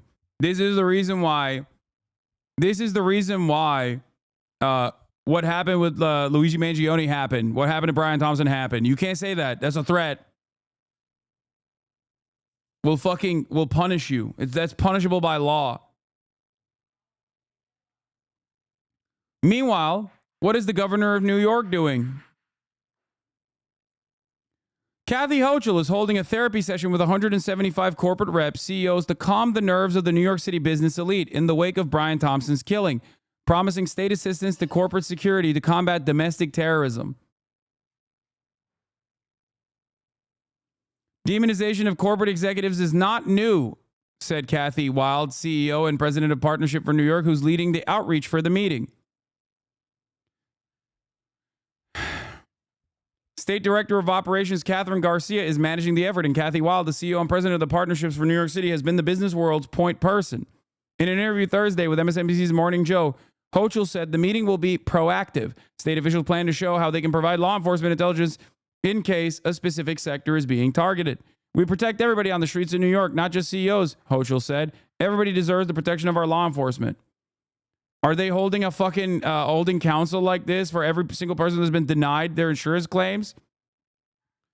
I guess you can't really do that, because then you would have to do it for like at least 5 million people.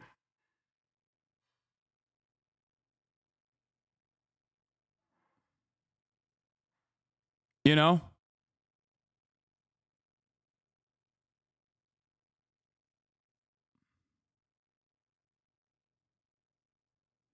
What a crock of shit.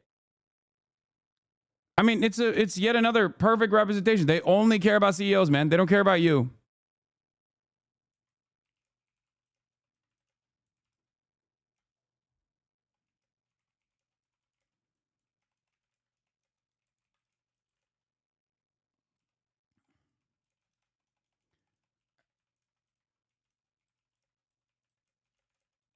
As a wake-up call. I hope many more people have seen this past week as a wake-up call for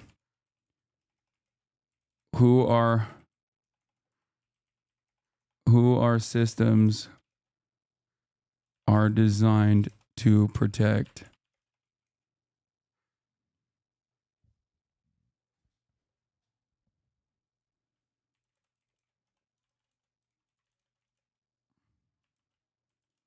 And angry.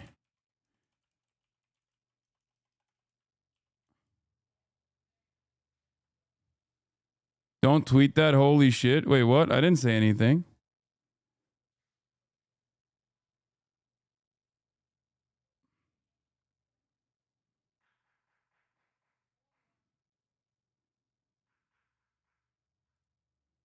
Has HasanAbi gone woke? Yeah. Remember, I told you, like, it's going to be the only thing that comes out of it is just like extra unnecessary prosecution for people who have, seemingly threatened corporate CEOs or whatever. No real changes. Additional prosecution for, mothers of 3 or whatever. Don't tweet that. They'll arrest you. Okay, good luck.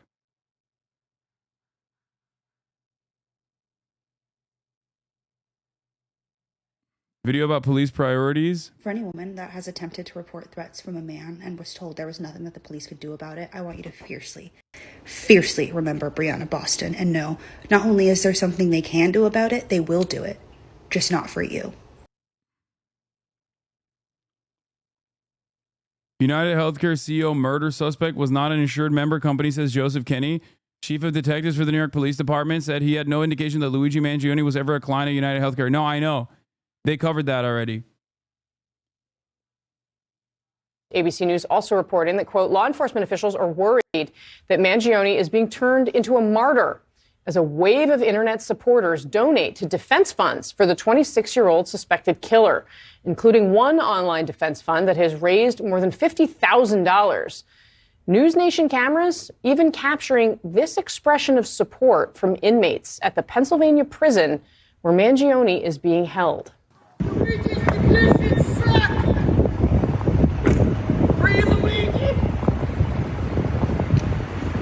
Free Luigi. It's Friday, which means it's time for Michael Smerconish, CNN political commentator, host of CNN Smerconish. Michael, welcome. Always wonderful to see you. Happy Friday. Let's start with what we saw there. The News Nation cameras outside that prison, people yelling, "Free Luigi." That makes a real statement. So on Wednesday, I was in New York City to do my radio program at SiriusXM.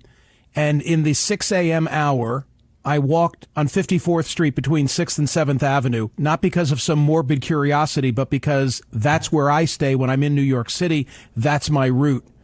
And what I found jarring was the lack of any kind of a memorial where this assassination took place. In other words, I'm walking on the sidewalk where 1 week prior in the... Wow. This is a guy who has his priorities set. You know? How devastating. How devastating, dude. Yeah, he wasn't like a victim of a drunk driving incident, okay? Like a child whose life was lost far too soon or some shit.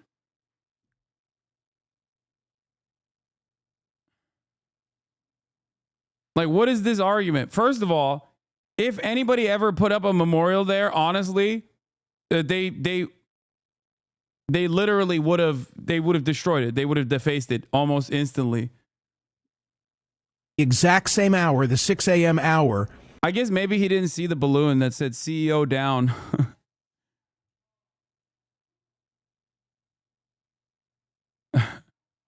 because that was a bit of a memorial. This healthcare CEO, father of two, was gunned down in cold blood, and there's no remembrance. Why is nobody asking why normally Americans are supposed to be super anti this sort of thing, but it seems like they're not reacting in the way that we want them to? I feel like that is the real story. I feel like that is what deserves investigation. Those who are, supposed to identify and figure out why people feel this way are just not doing their jobs at all. Yeah, there was a memorial, dude. Remember. You will never convince me that this fucking Daily Wire TikTok or Daily Mail TikTok is not hilarious. With the zoom in. With the pause and zoom in. It's like, dude, they're flexing on them with the sad music.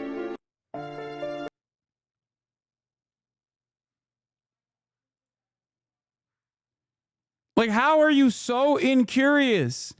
How can you be so incurious as to why people feel the way that they do? There's no recollection. There's like nothing. People are just going about their business and leading their lives. And I thought, this is so telling of the reversal of sympathies that I find appalling. And by the way, we can do two things at once. We can mourn the decedent, the man who paid with his life unnecessarily, and we can recognize the errors in our healthcare system and try and work to bring about change. I've never seen, Casey, in the 3 decades that I've been behind this microphone taking telephone calls from across the country, I've never seen the visceral reaction as I have in this case. My callers appropriately mourn the loss of life and at the same time say, but I've got a relative who can't get coverage, or I've had this issue of my own. We can do both things. I would like to think that change comes from it, but for goodness sakes, can we please be appropriate in how we recall what happened a week ago Wednesday? Because it was god-awful. Yeah, of course. It was absolutely god-awful.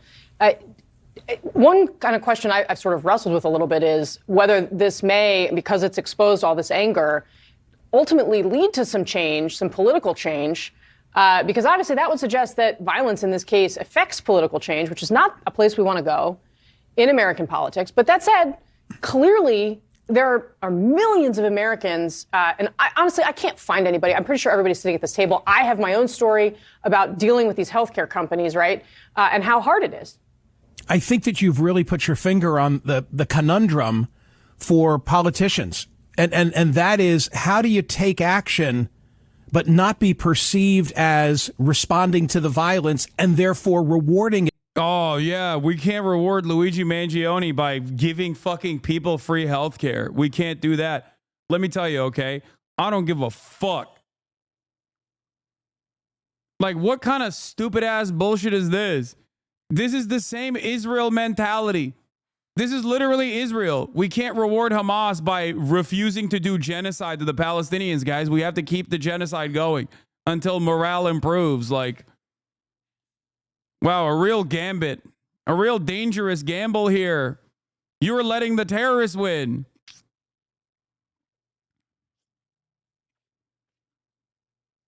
I feel like they just live in a bubble, even worse with the finger wagging. I mean, I just don't understand. Like, does Michael Smirkonish or whatever, Smirkonish, not have like a single fucking family member that's like, dude, what are you saying? You know how fucked this shit is? Like, you don't know a single person? Like, I just don't get it. I literally don't understand. Like, I get playing a role here, okay? I get playing a fucking role. Like, your role is to normalize the violence that people experience, okay? That's just like your job. But goddamn, dude, how can you keep up a straight face in this regard? I'm sure you're aware of the fact that there are wanted posters being placed in Midtown Manhattan as we speak that are identifying corporate CEOs and healthcare individuals. I mean, it's horrific, and we don't want to condone and encourage that sort of behavior. So how you strike the balance and say this man's murder was horrible, and we're going to deal with it legally and through the law enforcement system, and at the same time be responsive to the concerns that so many have. There's nothing more important, right? If you don't have your health, what's the old adage? You have nothing if not your health. So I get it, but we've got to be able to do both. Do you worry that they will come after you for inciting violence/terrorism the way they did with Brittany Boston? I feel like it sets a very scary precedent. Sorry for sending it a couple times. I'm curious. It's fine. It'll be okay. I'm not. Time and time again, I have said, I do not condone, I condemn, I disavow. Okay?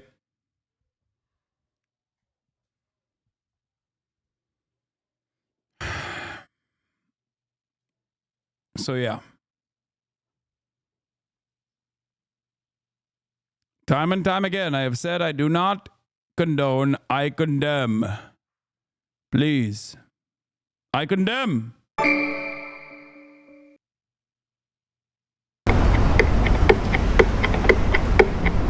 It's a wild time, right? To think that in a city like New York, that someone could disappear so easily. A manhunt is underway for the assassin who took out one of the most powerful business leaders in this country. One of the things that I think breaks through oftentimes. Like, dude, I need you guys to understand, like, the level of media coverage and the level of, like, immediate reaction. That in and of itself is a story, too. I think that in and of itself is like somewhat of a radicalizing moment for people as well. I saw so many people be like, dude, like, I didn't see this kind of immediate response from the police when, like, a family member of mine got fucking gunned down, you know?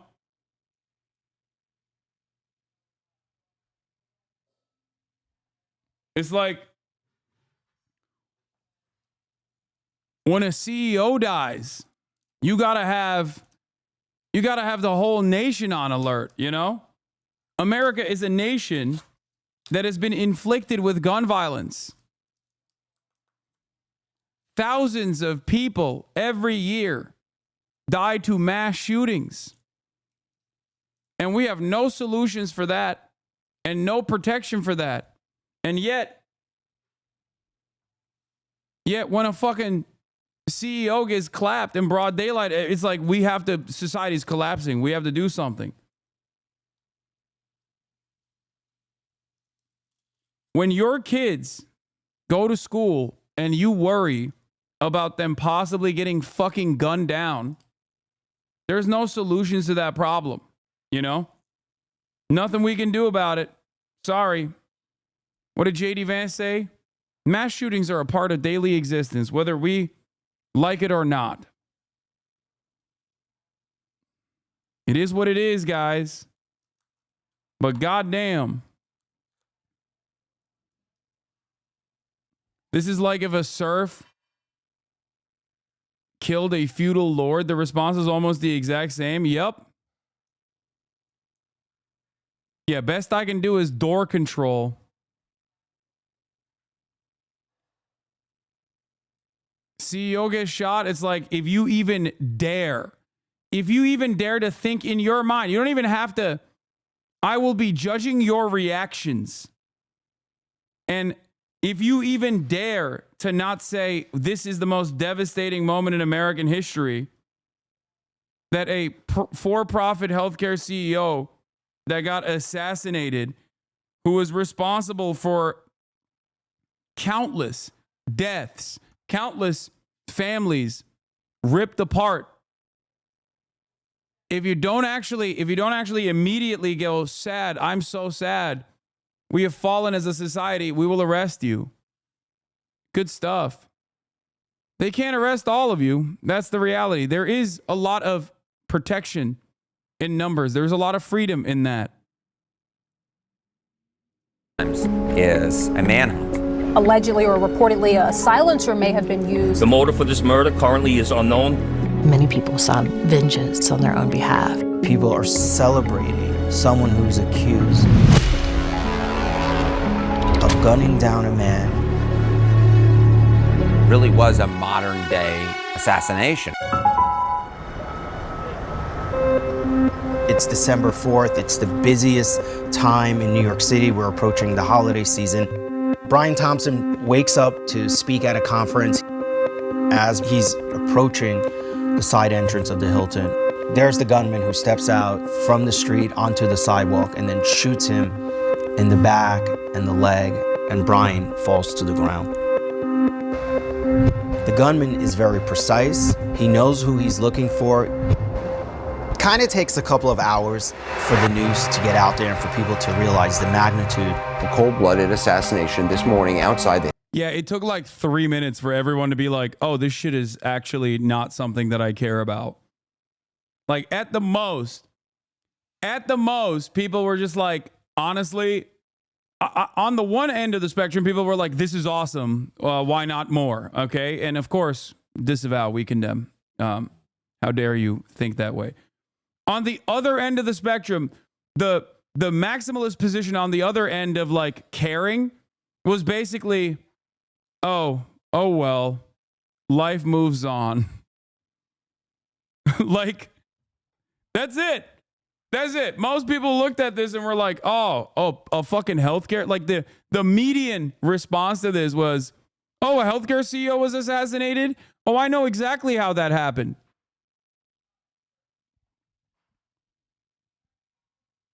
That was the average person. The Hilton Midtown Hotel. UnitedHealth CEO Brian Thompson shot in cold blood this morning. That happened in one of the busiest places on earth. And that is just crazy. You can start to see the interest just grow. Who did this and why? If he was truly targeted, I think somebody probably made a lot of money, and that's really terrible. It's so scary. It's to think that the shooter is still out there. Police launch a massive... Yeah, so scary. Don't worry, my lady. Your Scottish ass is fine. I don't think he's coming after you. I like that they couldn't find like a bunch of New Yorkers to be like, oh, I'm so devastated by this. They found a fucking random Scottish tourist. Manhunt. So after the shooting, from what police can tell, he gets on the bike and he goes a couple. They had to fly to Scotland to get somebody sympathetic to the CEO. A Scottish person that was there. Blocks. And enters the park at around 6:48 a.m. The next time police capture... They should have asked her how she feels that Americans have to pay for health care. Would have heard a very different opinion, I think. Him on surveillance video is when he's getting in a... Americans have to pay for health care? Are you out of your dang mind? Are you fucking joking? Never mind. A yellow taxi cab on 86th Street, heading towards, they believe at that point, to a bus station. As police are going through the crime scene, they find the shell casings and the bullets they believe were used in this crime. And what police say they find are the words delay, deny, and depose. Yeah. She was about to be like, you pay for health care? It's for profit out here. They should kill that guy. Whoever made it that way deserves the death penalty. Never mind.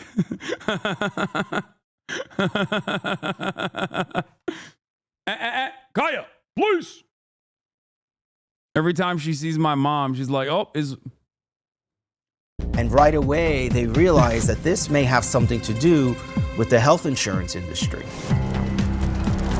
So, how big is UnitedHealth Care? Well, more than 50 million Americans are on it. In terms of its revenue, nearly $300 billion. According to the Fortune 500 list, UnitedHealth Group is in the top 5. You know, we're talking about companies like Walmart and Apple. There's this corporate video of Brian Thompson speaking about all the great things his company is doing to help people get health care. Our mission and values are focused on helping people live healthier lives and making the health system work better for everyone. Most folks would have had no idea who he was. There really has not been a name to associate with all this frustration in terms of health. Well, it seems like there is now. Healthcare in this country, but now I think for some people there is a name that is associated with it. True. Then, in about 5 hours or so, police would hold a press conference. Right now, we are asking the public for your help. And even there, they didn't have a full picture. He moved around without causing any kind of suspicion. We did have video, enough to know what occurred, but we certainly did not know who the suspect was or really had a good idea of what he looked like. And then all of a sudden, we start getting better images. Pictures show him at a Starbucks, just 2 blocks from the shooting site. Part of the reason why Americans stayed tuned in was because there always seemed to be some new development happening. First, we were able to get a look at his face with the mask on, then with his mask off. New images of what the NYPD is calling a person of interest. This could be a major break in the case. The moment that photos started coming out about him, it started taking a turn. Because a lot of people find him really attractive. Yeah. Do you think that's why so many people are supporting him? Honestly, yeah. It's the halo People fucking effect.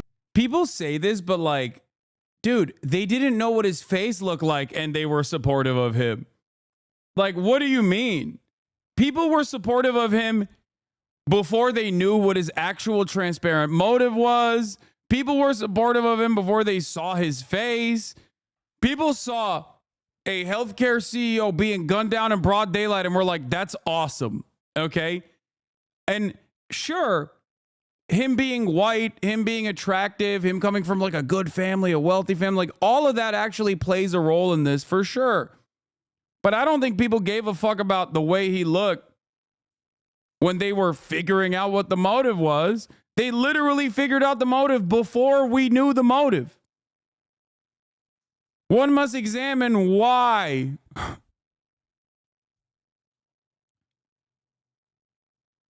That's it.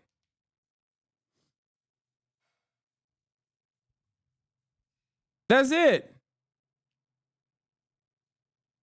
Not us, though. We cried. Exactly. Thank you for saying that. We cried immediately. I cried. I crowed. We creed. I think a lot of this is just like done to infantilize the people and to reframe the public sentiment as like one born out of horniness and not one that is like, a valid concern that people have, a valid resentment that people feel. Yeah, I cried, you cried, we crowed. We crowed! Like manifesting in real society. People couldn't, I think, in some ways believe that someone who looked like this would commit this kind of a crime. Support is exploding online.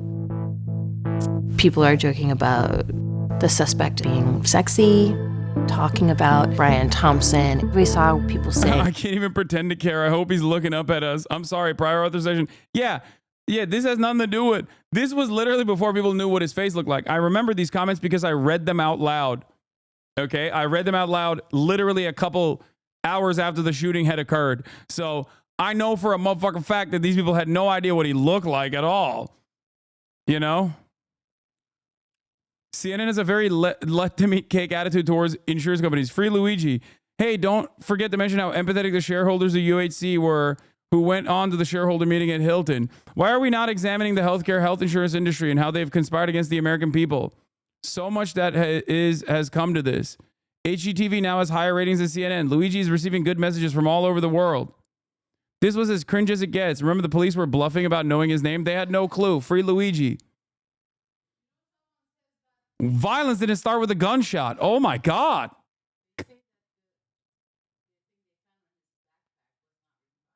Yeah, I know. My mom has seen the conspiracies and is saying, they're saying that the thing that they found in his backpack was not his.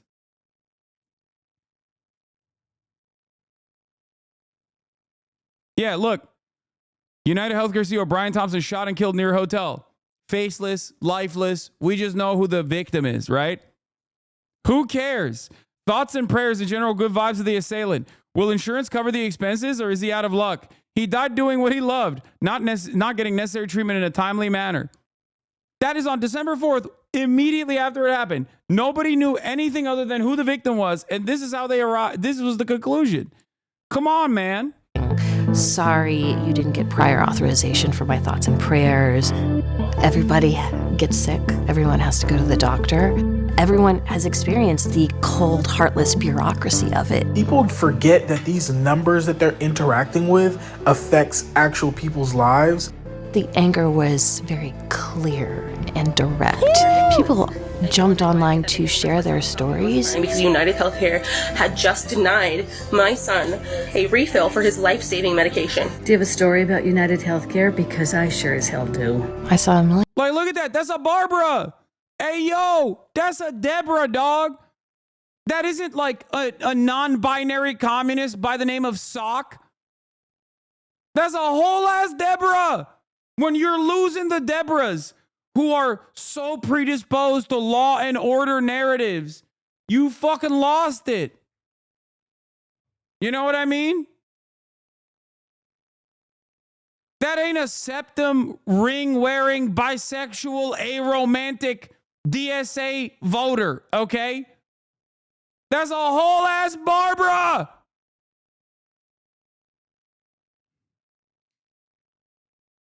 That's why you can't put the toothpaste back in the tube. You can't just like look at all these people who are like, yeah, this shit sucks.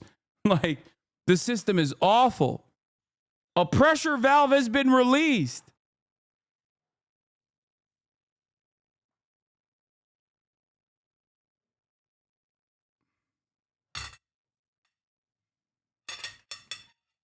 Luigi got the Barbussy quaking. Okay.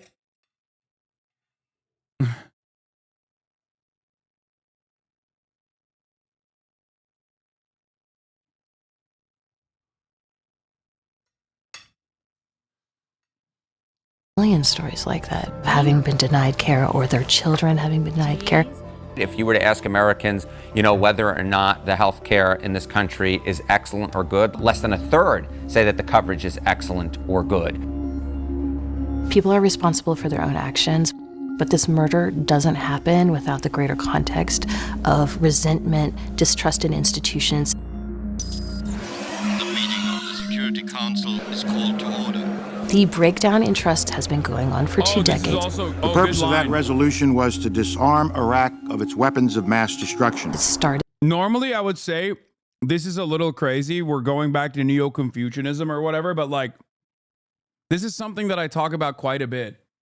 Obviously, a big part of my commentary and coverage revolve around looking at media in a critical lens. Okay? No, this framing is not wrong.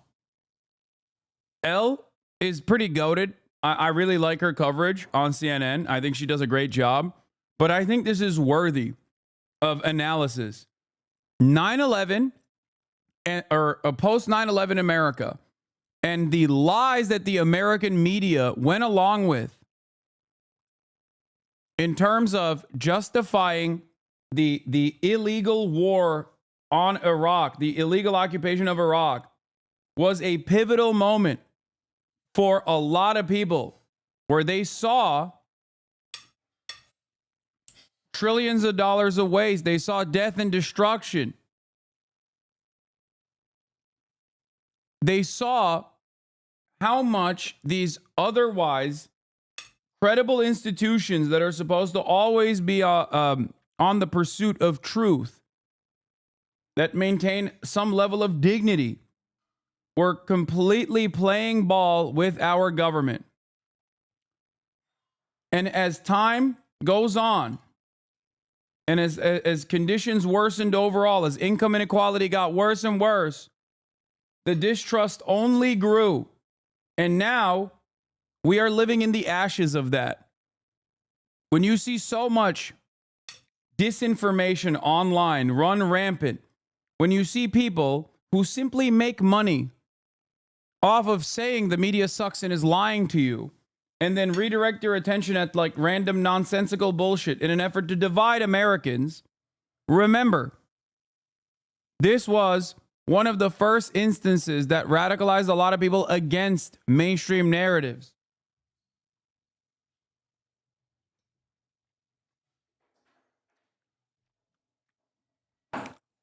This is something that I talk about quite a bit.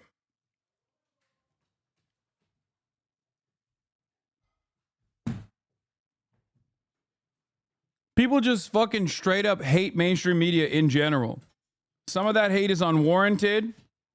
It comes out in times of instability and chaos, in times of repression, whether real or imagined, like COVID, for example. But the media has certainly given people plenty of real reasons as to why they must mistrust it. And I say this as someone who relies on mainstream media. I say it as someone who hopes that one day the many wonderful journalists who's reporting the truth in an accurate manner will be rewarded for it rather than get vilified for it. I say this as someone who understands the necessity of mainstream media. It is very, very frustrating that there is no consensus. It's very frustrating that there is no real, unifying, trustworthy, credible journalistic outlet out there that people can rely on. And that its agenda causes people to fucking hate it. And that creates instability and chaos. With the Iraq War, there were no weapons of mass destruction. It worsened with the financial crisis and the bailout of the banks. Well, normal people lost their homes. It was like the emperor has no clothes. It's when they realized that the institutions did not have the answers that they thought they would. It leads to frustration, and more than that, it leads to hopelessness. And when you have hopelessness, actions that cannot be tolerated, at least in some corners of the country, are tolerated. Viewpoints towards the healthcare industry are so negative in this country that folks were willing to look past the fact that a father and a husband was shot dead. The people in these higher positions, like CEOs, they need to look at the cost of living and the cost of their products, and they need to do better.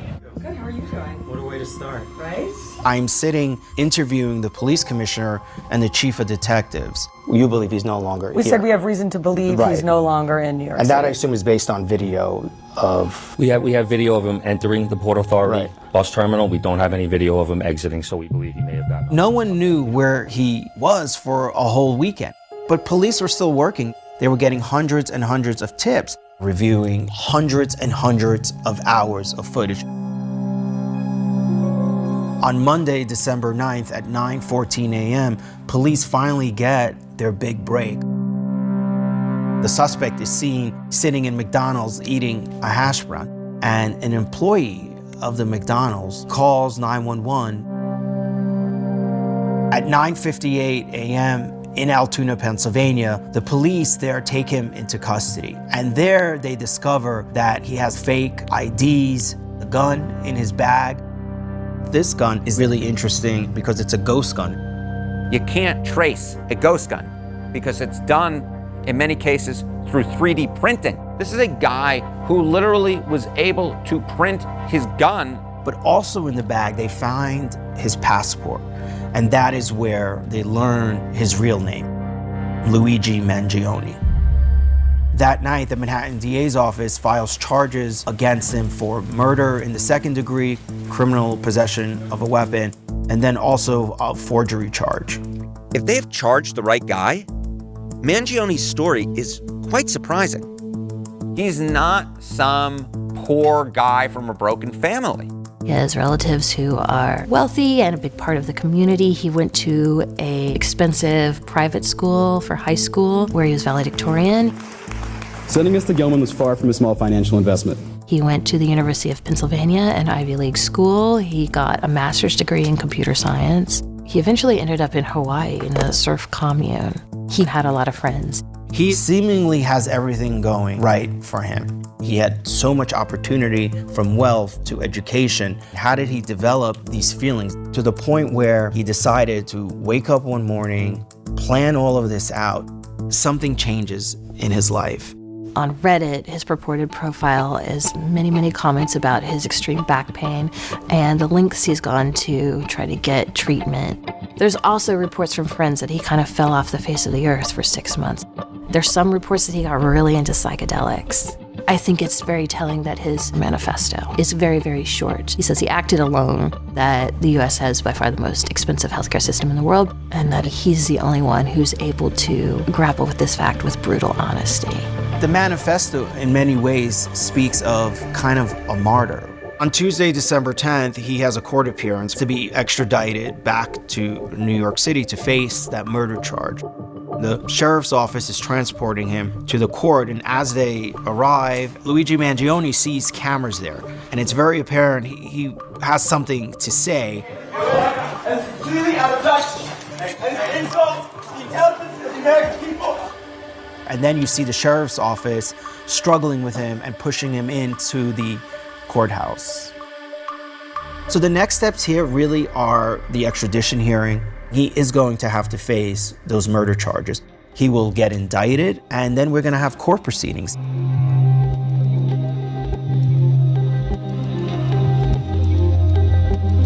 The NYPD commissioner tonight is announcing that the gun that your client had on him when he was arrested matches the 3 shell casings at the scene of the murder in New York. I still haven't seen that evidence. Lawyers need to see evidence.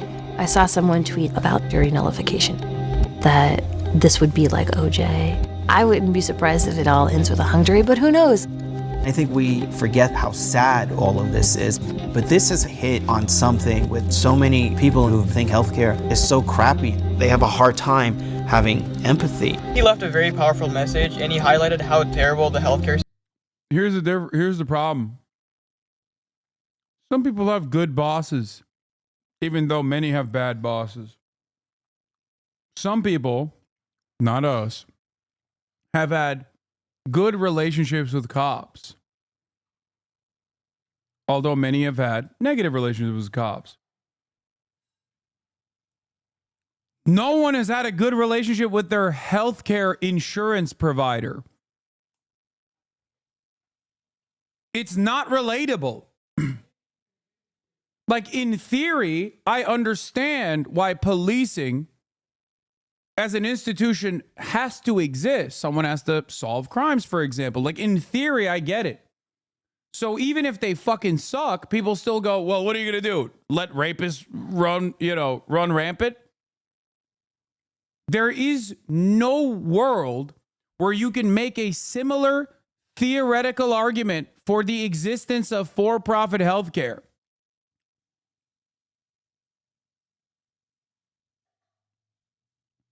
Do you understand? Huh? Oh, I don't have it. It's not here. Okay, then.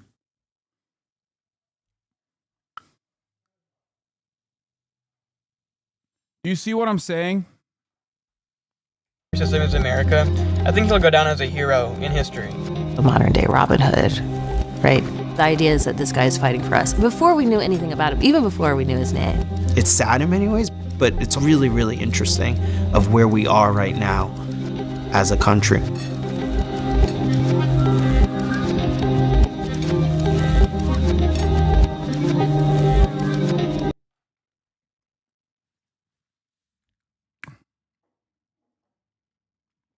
What do you feel about the suspicion of the self-service McDonald's kiosk was used to face track Luigi? Does the Altoona McDonald's even have a self-serving kiosk? The suspicion, I think, is silly. I think I'm much more, they all do. I'm much more inclined. There should never be a discussion in regards to for-profit healthcare as a means to an end. It's inherently detrimental. I don't. A lot of people want to create like more convoluted narratives.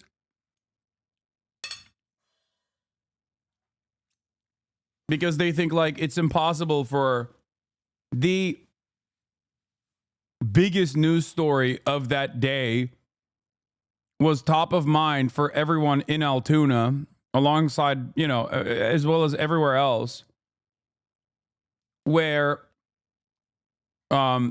they called it in. You know what I mean? Like, I think the narrative that you're hearing from the media on this is probably not untrue. I think it's probably correct that some older employee was like, oh my God, crime and punishment, this is a killer. I could see that.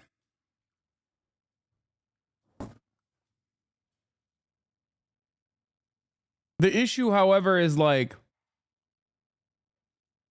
I guess so many tips were being called in, like why this fucking random Altoona? But it also makes sense because how many fucking crazy things are happening in Altoona? I'm sure that there are plenty of cops that can just go to like a random tip like this because it's fucking Altoona. You know what I mean? Like if a tip like this is happening in a Philadelphia suburb, like a part of Philadelphia, I'm sure that like cops are probably not going to all of them.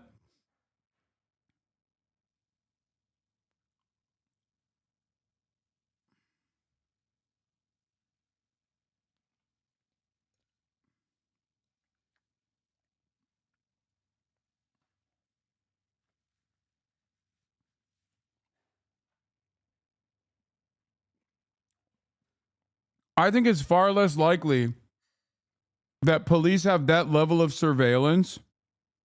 Like they do have this level of surveillance. The technology is already upon us. Like we live under a surveillance state, but that is so much data to sift through.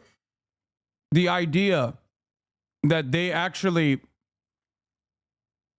literally fucking sifted through all this data is ridiculous. Like they aren't just looking at CCTVs that they're tapped into, but they're also literally tapped into like the cameras at the fucking kiosks at McDonald's. Like, I don't know.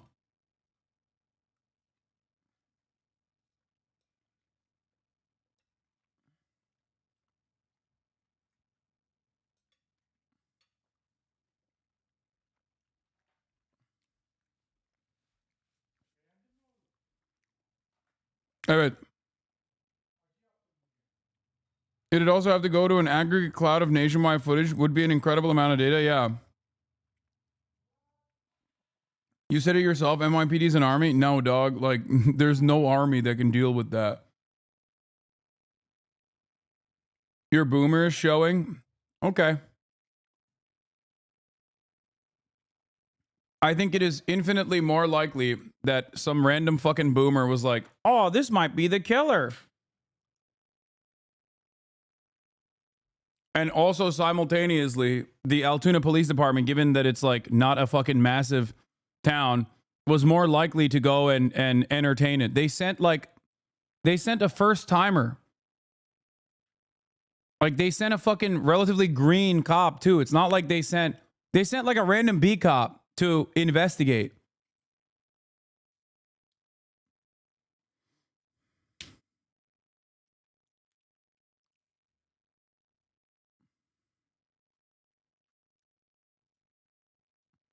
I don't know. They say that people don't have empathy when they're talking about the death of a CEO, but nobody's talking about the empathy for all those people that was fucked by this healthcare company. Yeah, you're not making a new point. We've been talking about it.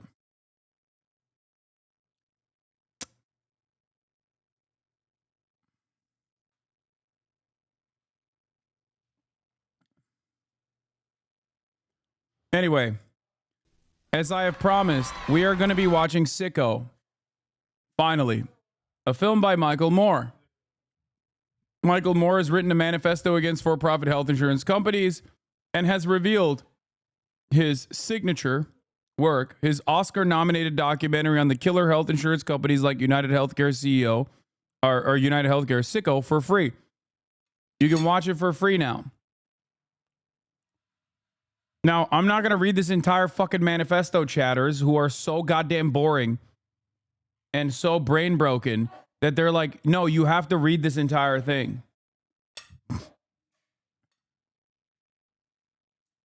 Yes, he's released it for free that you can watch. The reason why it's important is because Luigi Mangione's manifesto actually covered lines from the SICKO documentary. In Mangione's manifesto, he said he was not the most qualified person to lay out a full argument against our for-profit healthcare industry. Apparently, to Mangione, one of those qualified people is me. In his manifesto, he references how I've illuminated the corruption and greed, implying folks should go to my work to understand the complexity and the power-hungry abuse within our current system.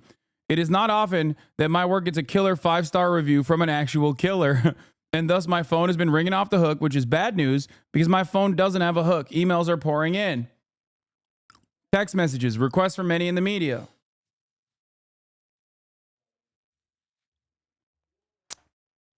Luigi mentioned you in his manifesto that people should listen to you. Will you come on our show and talk to our reporter and tell him that you condemn murder? Do I condemn murder? That's an odd question. In Fahrenheit 9/11, I condemn the murder of hundreds of thousands of innocent Iraqi people and the senseless murder of our own American soldiers in the hands of our American government. In Bowling for Columbine, I condemn the murder of 50,000 Americans every year at the hands of our gun industry and our politicians who do nothing to stop it. In my 35 years as a filmmaker, have I said or done anything that has implied I condone murder? As a teen, yeah, I mean, I love Michael Moore. He's right. Here's a sad statistic for you. In the United States, we have a whopping 1.4 million people employed with the job of denying health care versus only 1 million doctors in the entire country. That's all you need to know about America. We pay more people to deny care than to give it. 1 million doctors to give care, 1.4 million brutes in cubicles doing their best job to stop doctors from giving that care. Now, Michael Moore, don't worry.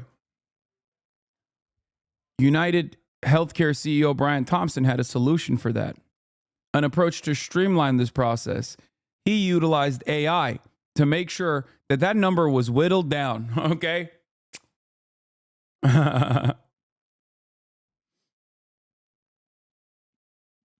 If the purpose of healthcare is to keep people alive, then what is the purpose of denying people healthcare other than to kill them? I definitely condemn that kind of murder. And in fact, I already did. In 2007, I made a film, Sicko, about America's bloodthirsty, profit-driven, and murderous health insurance system. It was nominated for an Oscar. It's the second largest grossing film of my career. After the killing of CEO of UnitedHealthcare, the largest billion-dollar insurance companies, there was an immediate outpouring of anger towards the health insurance industry. Some people have stepped forward to condemn this anger. I am not one of them. Oh, my goat. I'm nutting. The anger is 1,000% justified. It is long overdue for the media to cover it.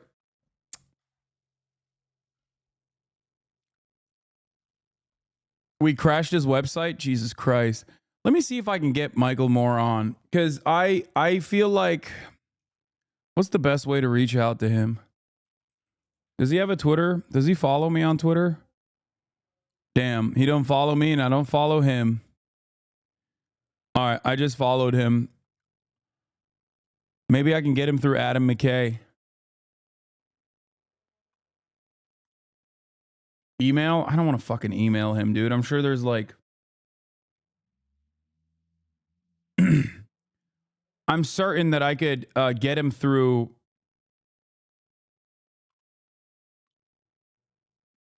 I'm certain that I can get him through one of my many different friends. There's probably at least... There's 32,000 people in here right now. There are probably, in this community right now watching, 100 people minimum that have direct access to him. I think you guys forget. I think you forget how vast this network is. And I think you forget how much people in this community... No way, dude. Are you fucking kidding me? I am certain of it. 100 is literally a conservative estimate.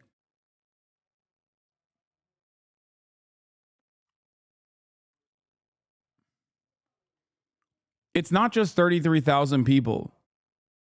It is 33,000 people who are all, you know, on the left.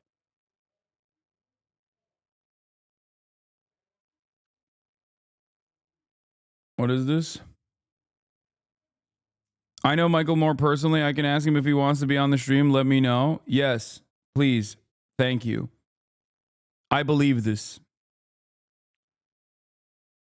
Let me text Michael Moore. Dude, I don't think you guys understand. Dude.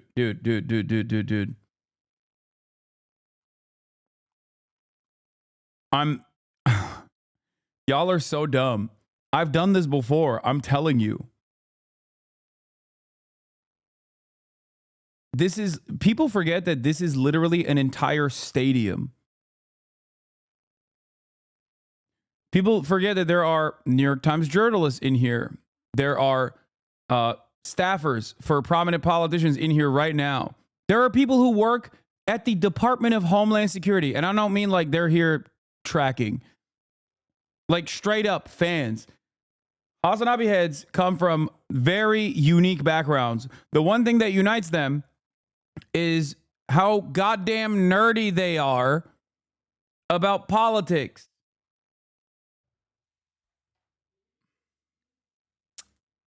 There are federal agents in here right now, ones that are tasked with observing and ones that are certainly just simply fans.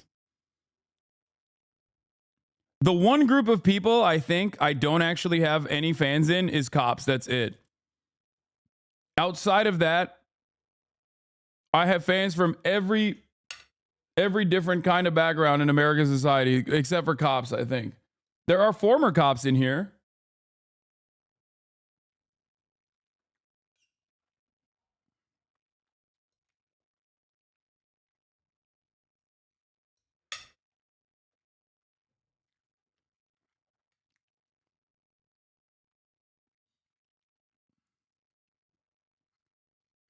Anyway. Do my laundry. Okay, that was amazing. Fantastic documentary. Shouts out to Michael Moore for making this free.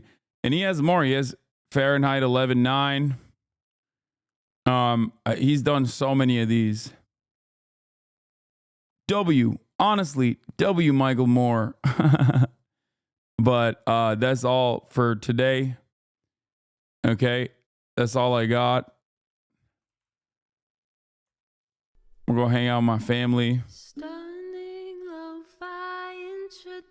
That was my first ever full Michael Moore documentary that I watched, by the way. That's crazy, right?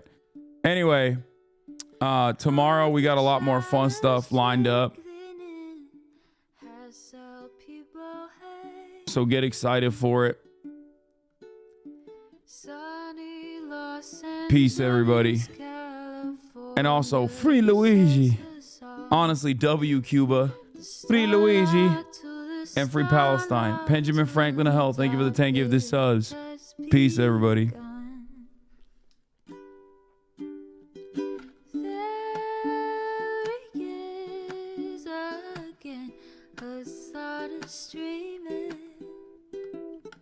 Hasan is streaming.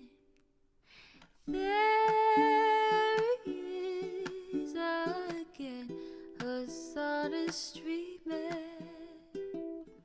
Hasan is streaming. Review in the P.O. box. Uncle Uger's face. Sudden Discord agitprop. Great names take embrace. Tiny Bernie Sanders, LGBTQ Air Force. The whole left at your fingertips, on at your door. H3 crowded debate, the Young Turks online show. 3 full fucking years of this, plenty more to go. 90-day fiance, talks of champagne bourgeoisie. A Trump rally live reaction, a mass riot at DC. There he is again, Hasan is streaming. sun is streaming. There he is again. The sun is streaming. The sun is streaming.